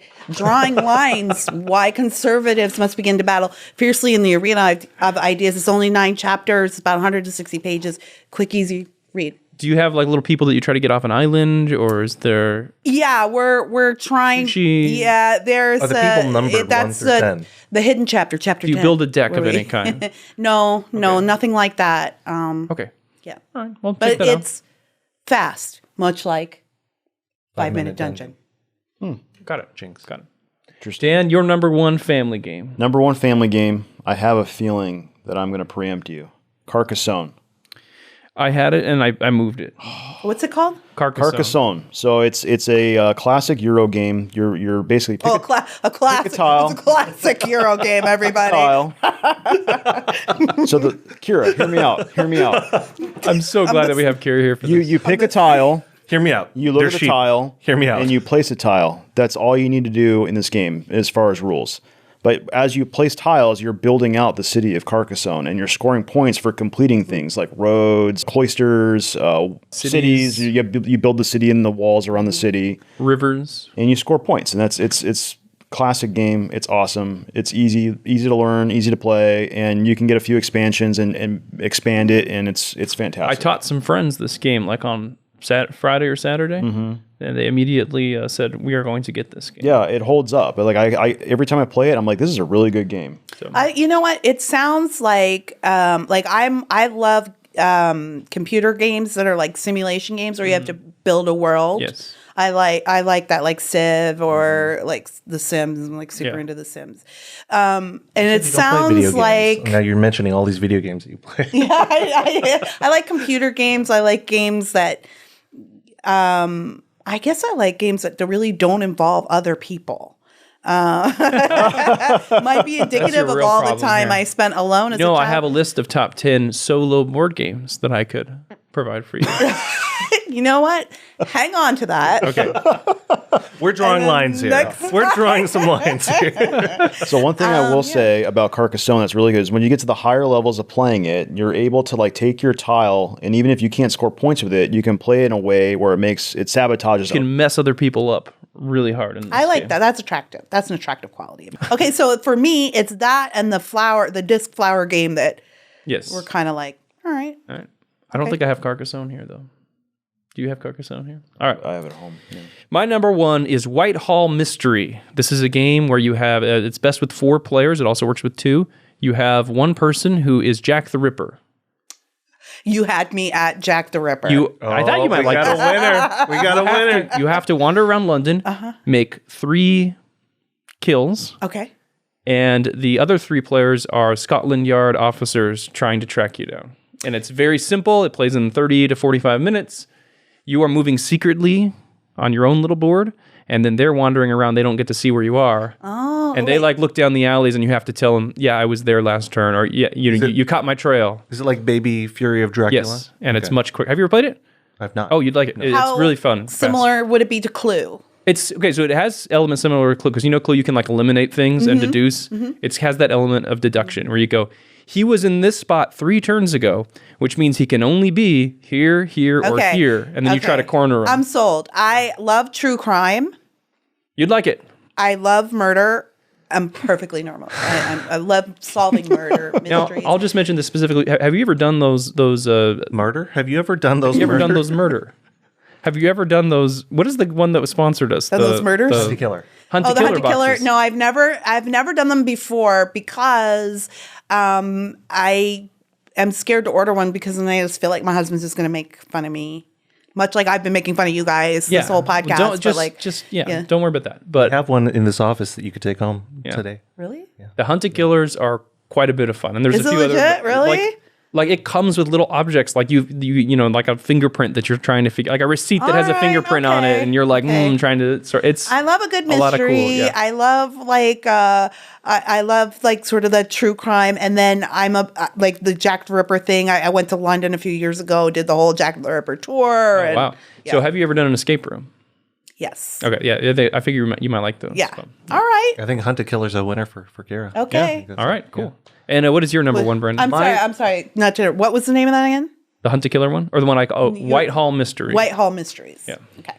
My number one, I think, will just never be dethroned from my childhood. This has been my favorite game, my favorite family party game for forever.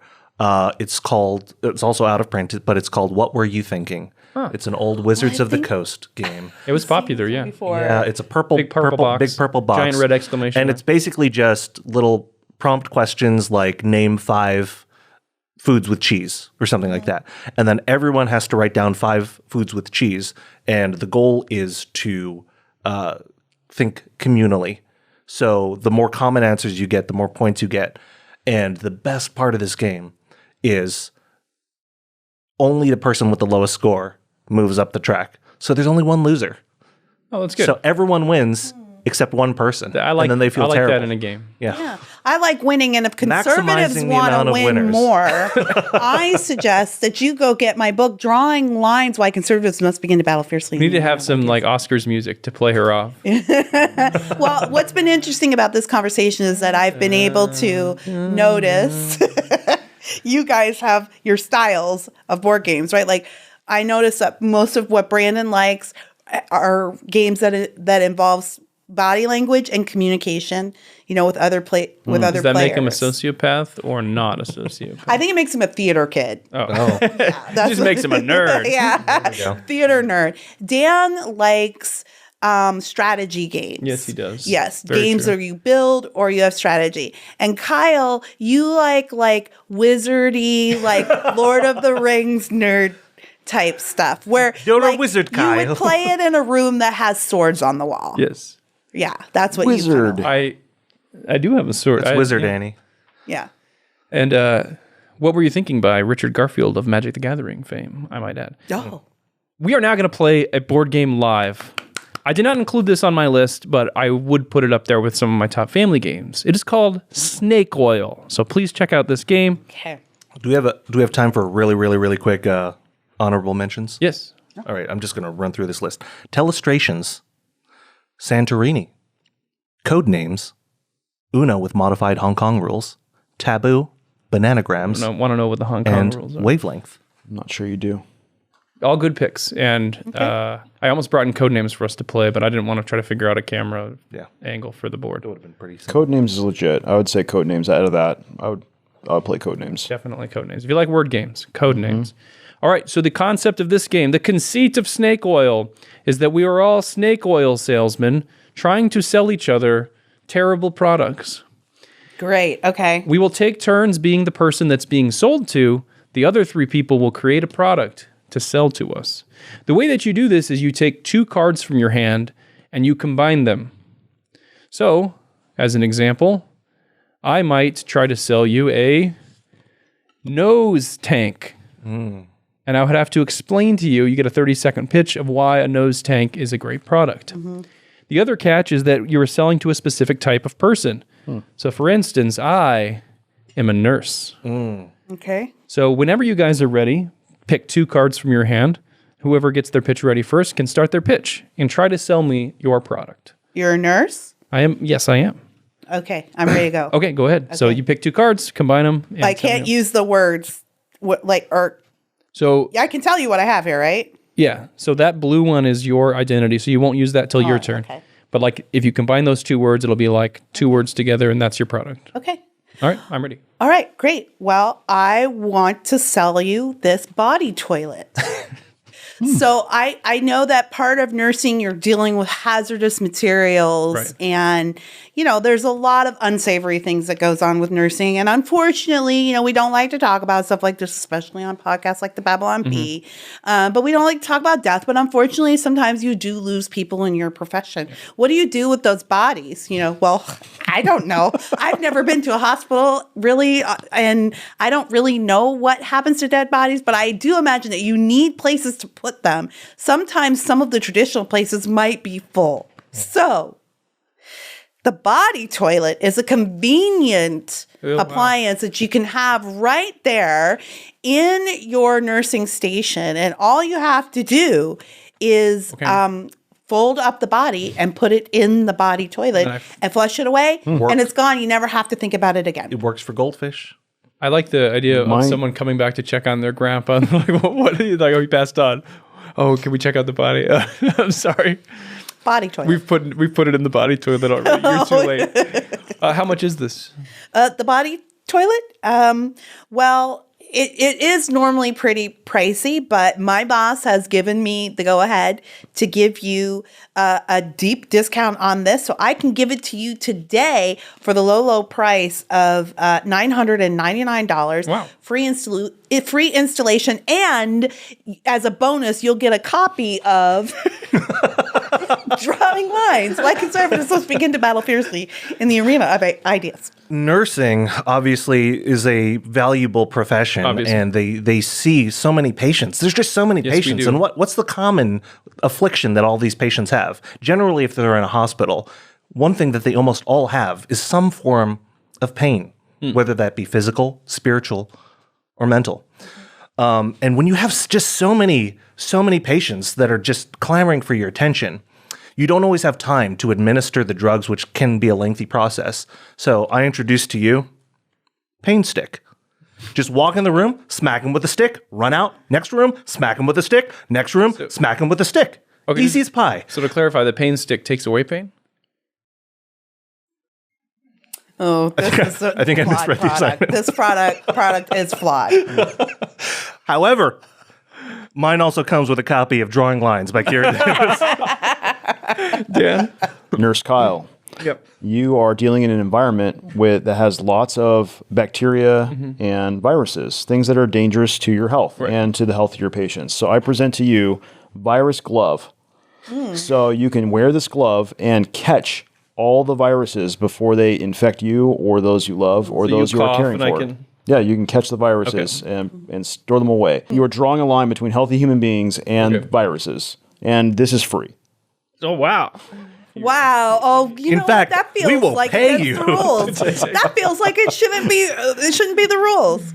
All right, I'm going to award this to Kira for the body Yes, toilet. thank you, body toilet. All right, now we all are going to pitch Kira. Now, Kira, what is your profession? You can pick either side of that card. I am a rapper. Okay.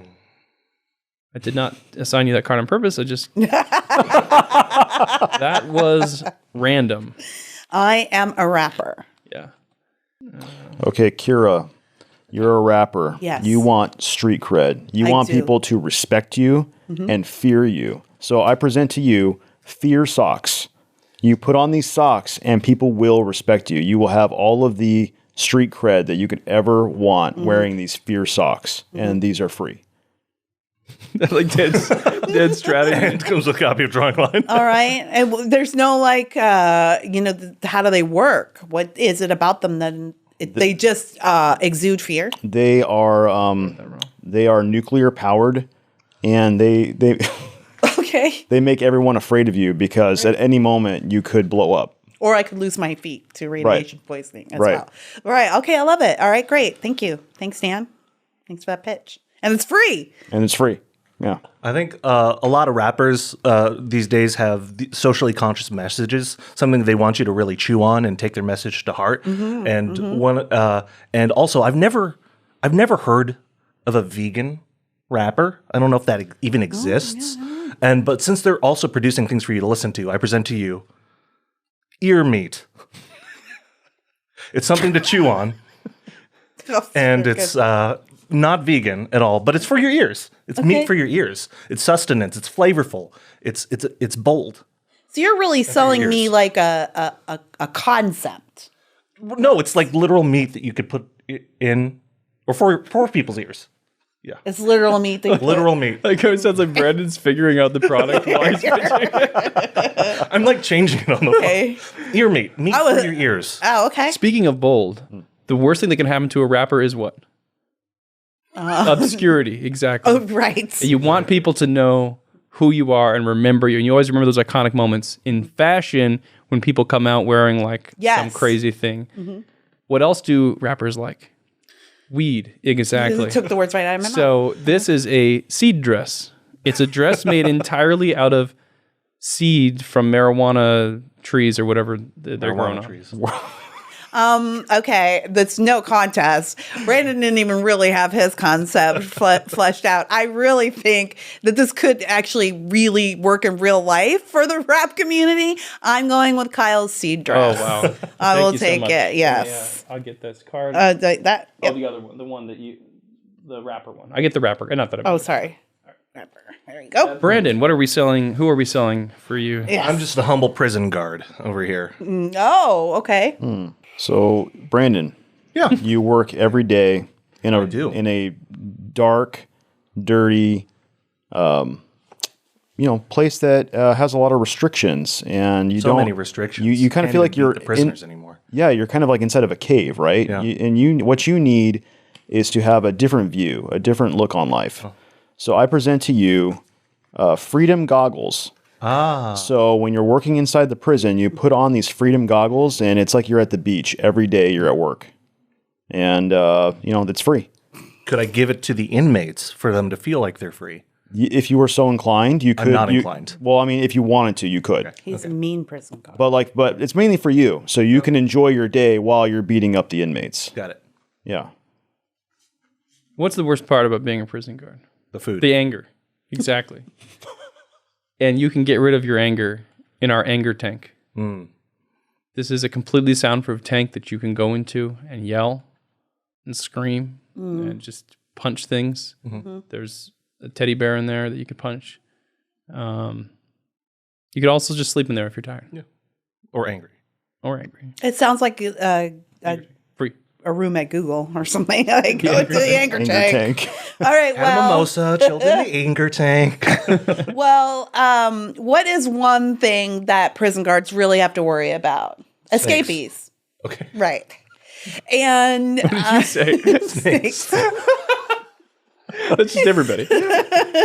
And so prisoners escaping is a big problem. And what do they usually escape through, which we learned from Shawshank Redemption? A hole in the wall. Large pipes. Yeah. Oh, that. Okay. Right. So you're going to need to protect those pipes so they can't be easily broken through. So I give you pipe carpet. Pipe carpet. You line the pipes with this pipe Doesn't carpet. that make it easier for the inmates to it pads their knees as they're... Well, no, it's like an extra layer so they can't really shaggy. You can't use your little rock hammer to chisel through the carpet, and then you still have to get through the pipe part. Why carpet?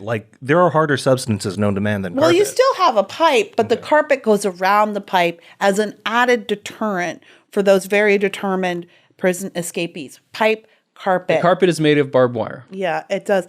Are you selling the product for her? They I know. Thank you, partner. And it also comes with a free copy of Drawing Lines. Why Conservatives? Well, I'm sold. That's all it took? The anger Hey, all right. The anger tank. Hype carpet. Sad. All right, Dan, final one. Hey, I am a pro wrestler. But what are you in the game? Well, it just happens to coincide right now, Kyle, Okay. that I am a pro wrestler.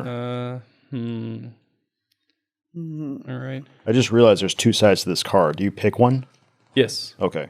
So I could be a lifeguard too, but I will be a pro Oh, wrestler. you should be a lifeguard. I have a much better one for them. I am a pro wrestler. I have a river raft. I literally have a river raft. That doesn't sound like a good pitch for a pro wrestler, Kyle. Pro wrestlers are sometimes you guys have to work in teams, right? If you have those big cage matches or whatever, sometimes Right. The technical term is tag team, yes. right? Yeah. Partners, right? I've seen it. And She's seen it. I've seen it around. And, sometimes your partner, it's great to have a human partner, but Those are the sometimes you best, want yeah. a partner from the animal kingdom.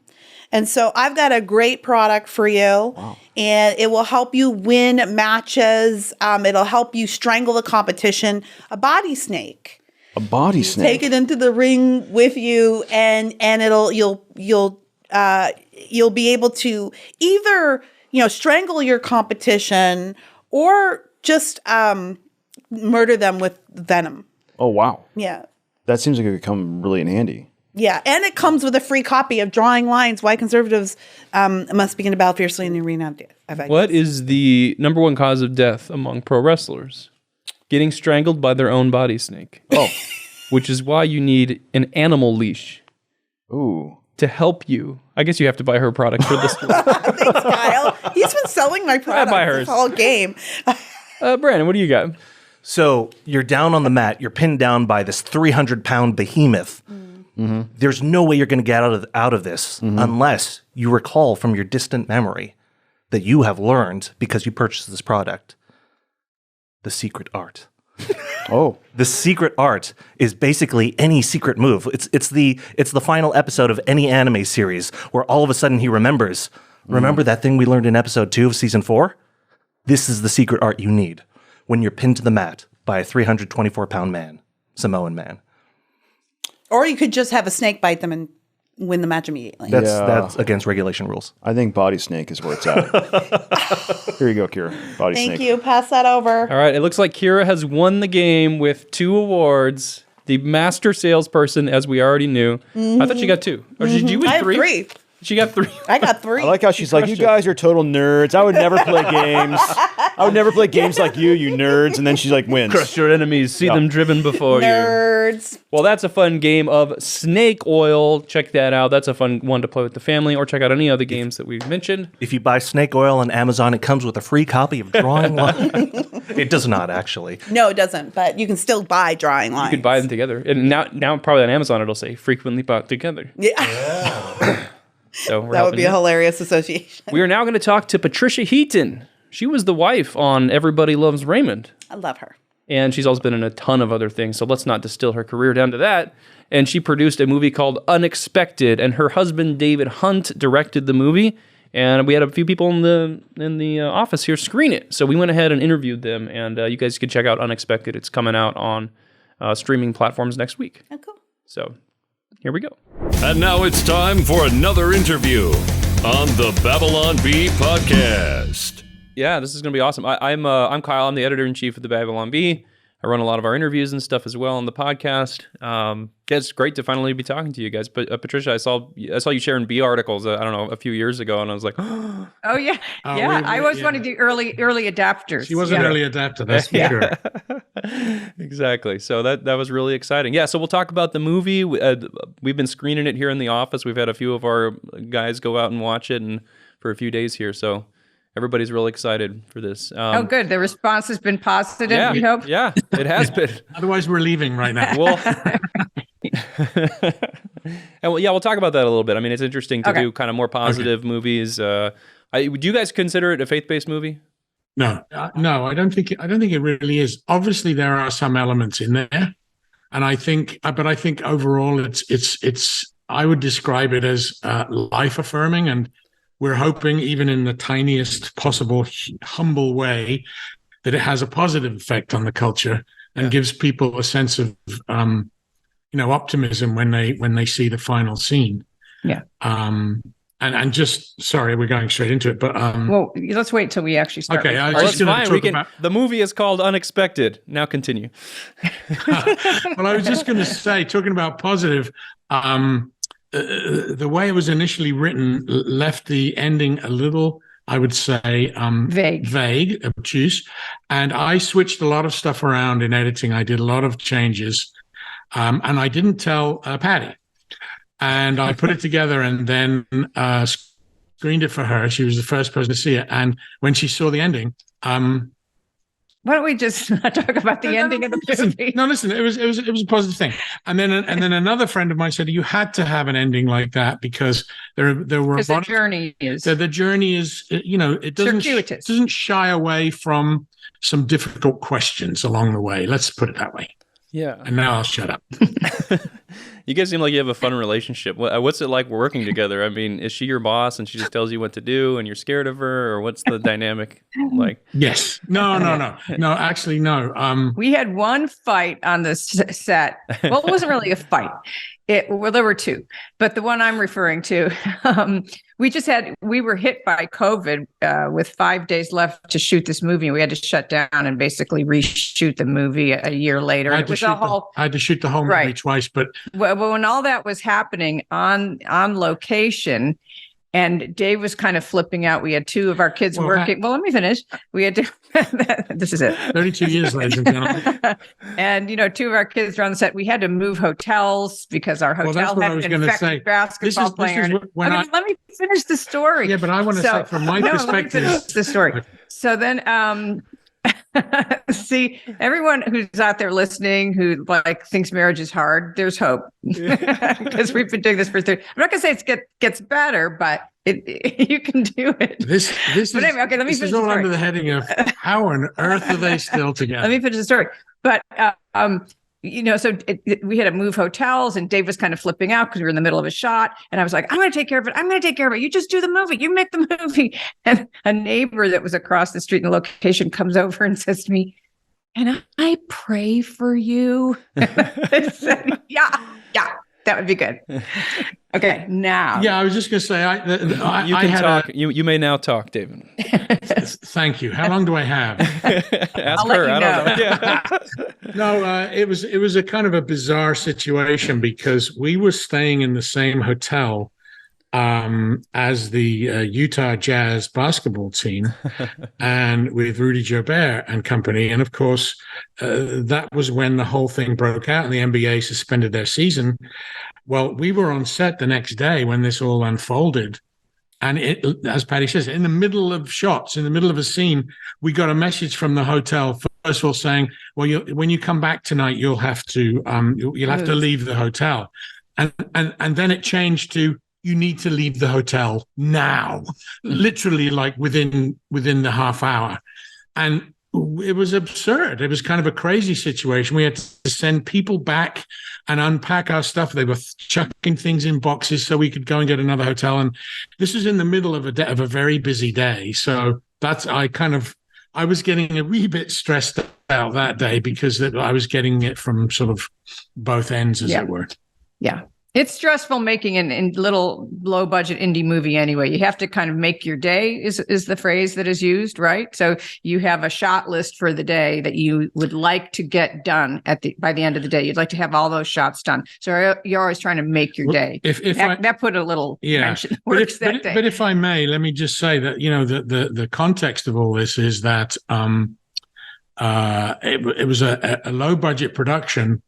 And so I didn't have much time. I had to be really prepared within an inch of my life. I had storyboards, I had shot lists. I mean, I left nothing to chance. So there was no room for COVID to come along.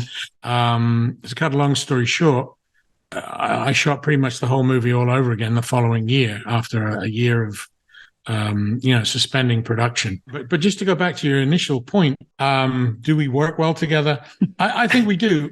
We've done a couple of things acting wise together in the past. But when I got in behind the camera on this particular production, I turned to Patty and said, I don't know why I didn't do this 20 years ago. Because I loved it, and directing. Yeah. I took to it like a duck to water.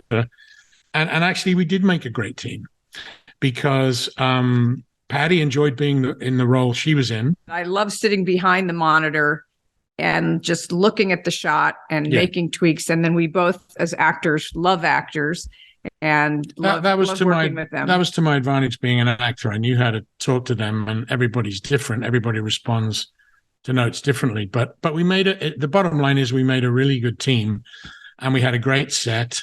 We made sure that everyone got fed properly, so we'd have a lot of coffee trucks and burger trucks. Food is the key to a happy set. Yeah, especially on a low budget movie because they're not getting on any movie. I've worked on some big budget movies, but yeah. Anyway, you have to keep the crew happy. But anyway, so I think we made a good team. You got to have a nice spread out there, is what I hear. Yeah, and no bunny rabbits or ducks or turkeys were harmed in the making of this film. Absolutely none. Yeah. Okay. Yeah.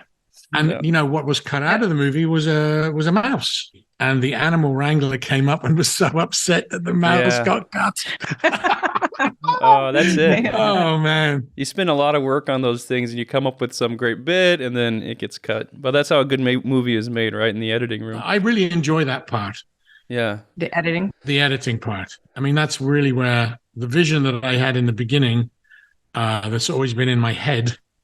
That's where I can bring it to life. My favorite part is shopping online while you're waiting for the shot to be set up. That's awesome. I have like 3 coats and one coat in like 4 different colors I got on Amazon. It's interesting. But it was cold there, so it's interesting because our American Express bill shot up during the filming. I mean, I didn't buy. I just spent a penny. I've been on set 16 hours a day buying stuff. Yeah.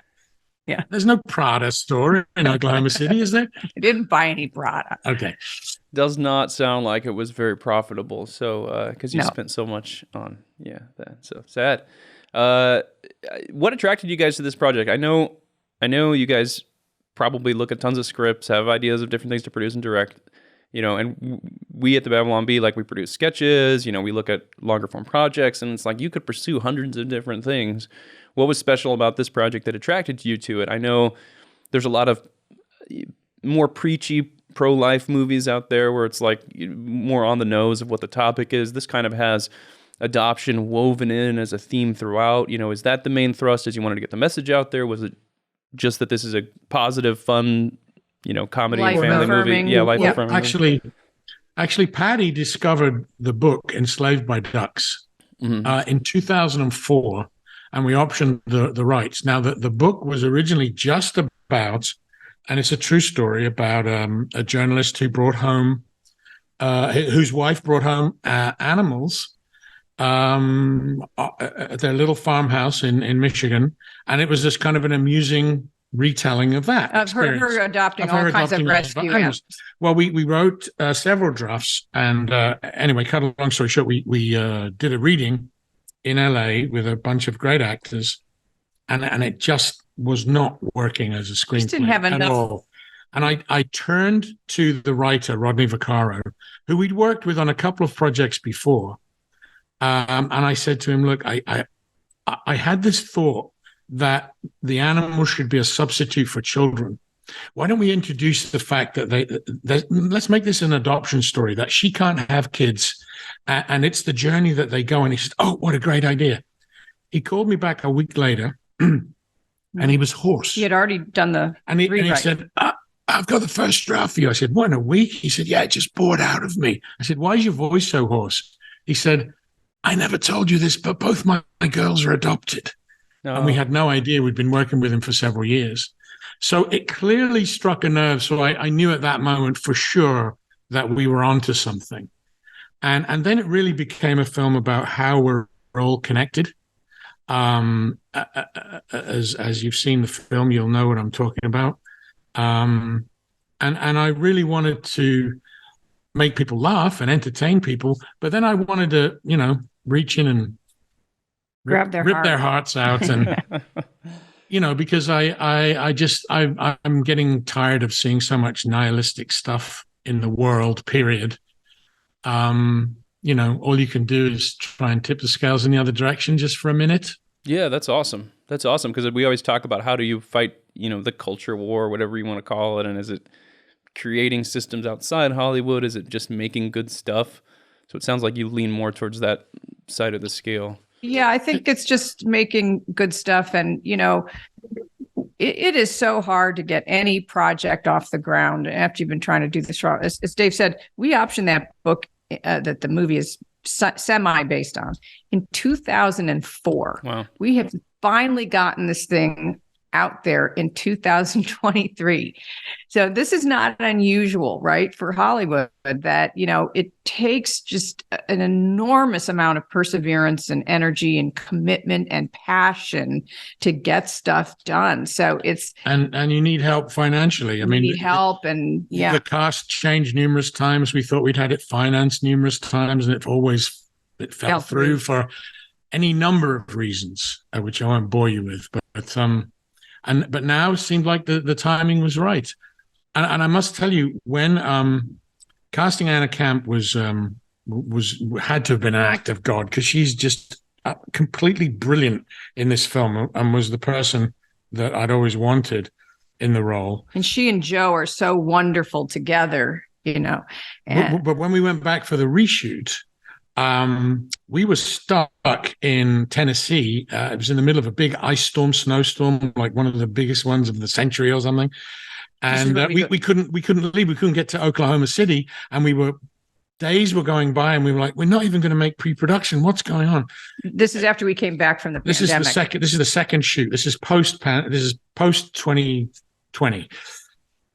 So we get to Oklahoma, and there's snow on the ground everywhere. And I went, and there hadn't been any snow in the first. If I want to save anything from the first shoot, I'm toast.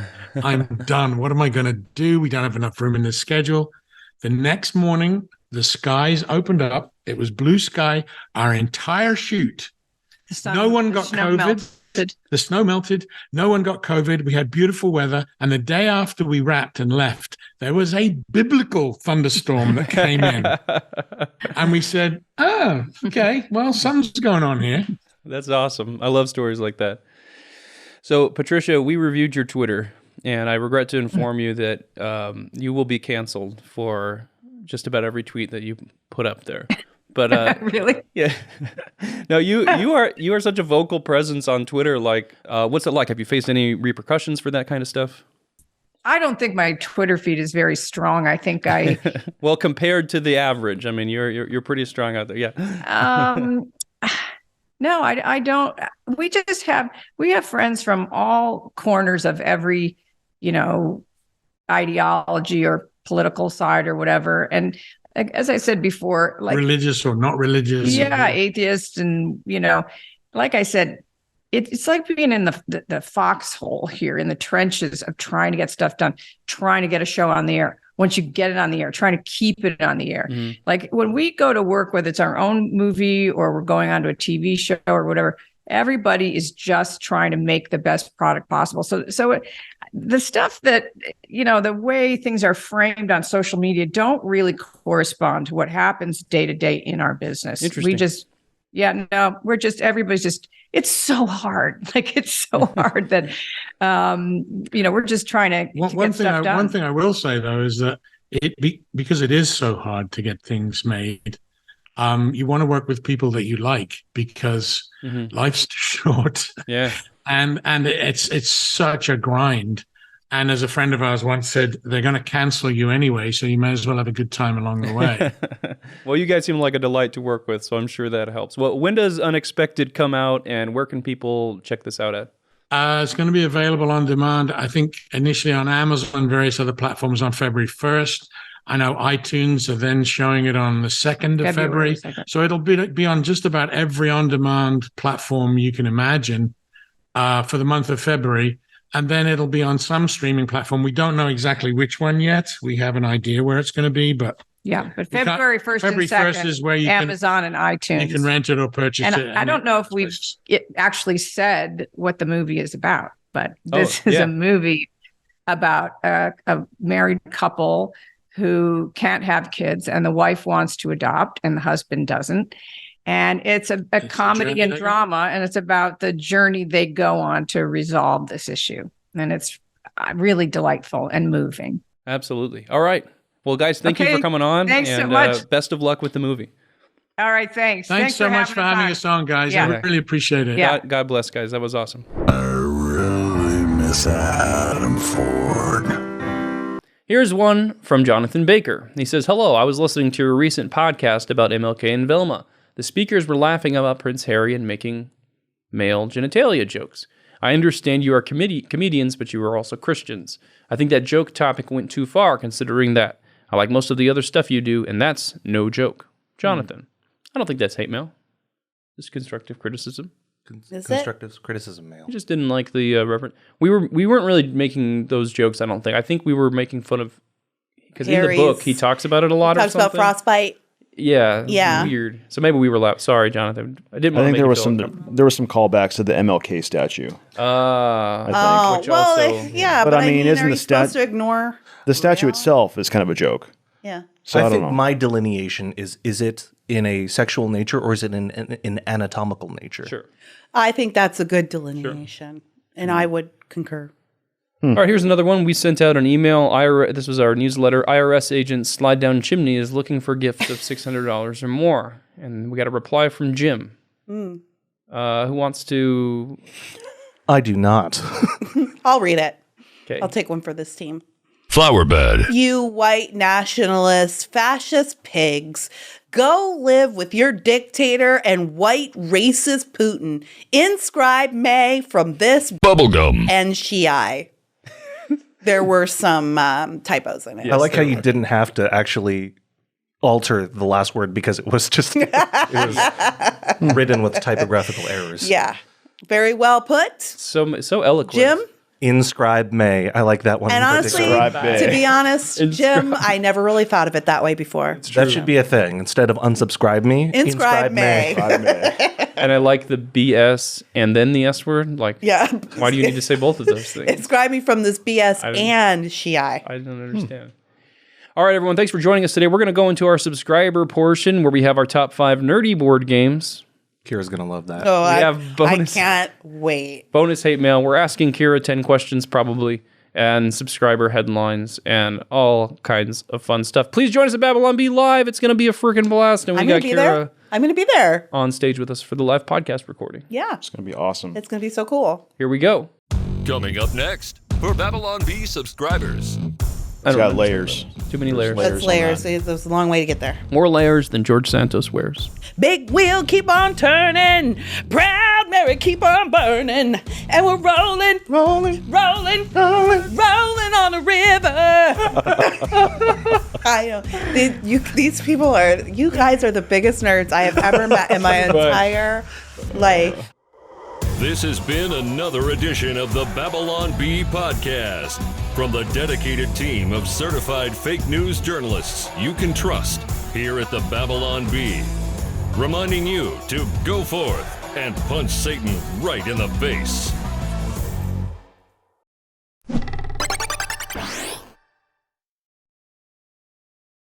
When I was 10, I read Helter Skelter. But I'm totally normal.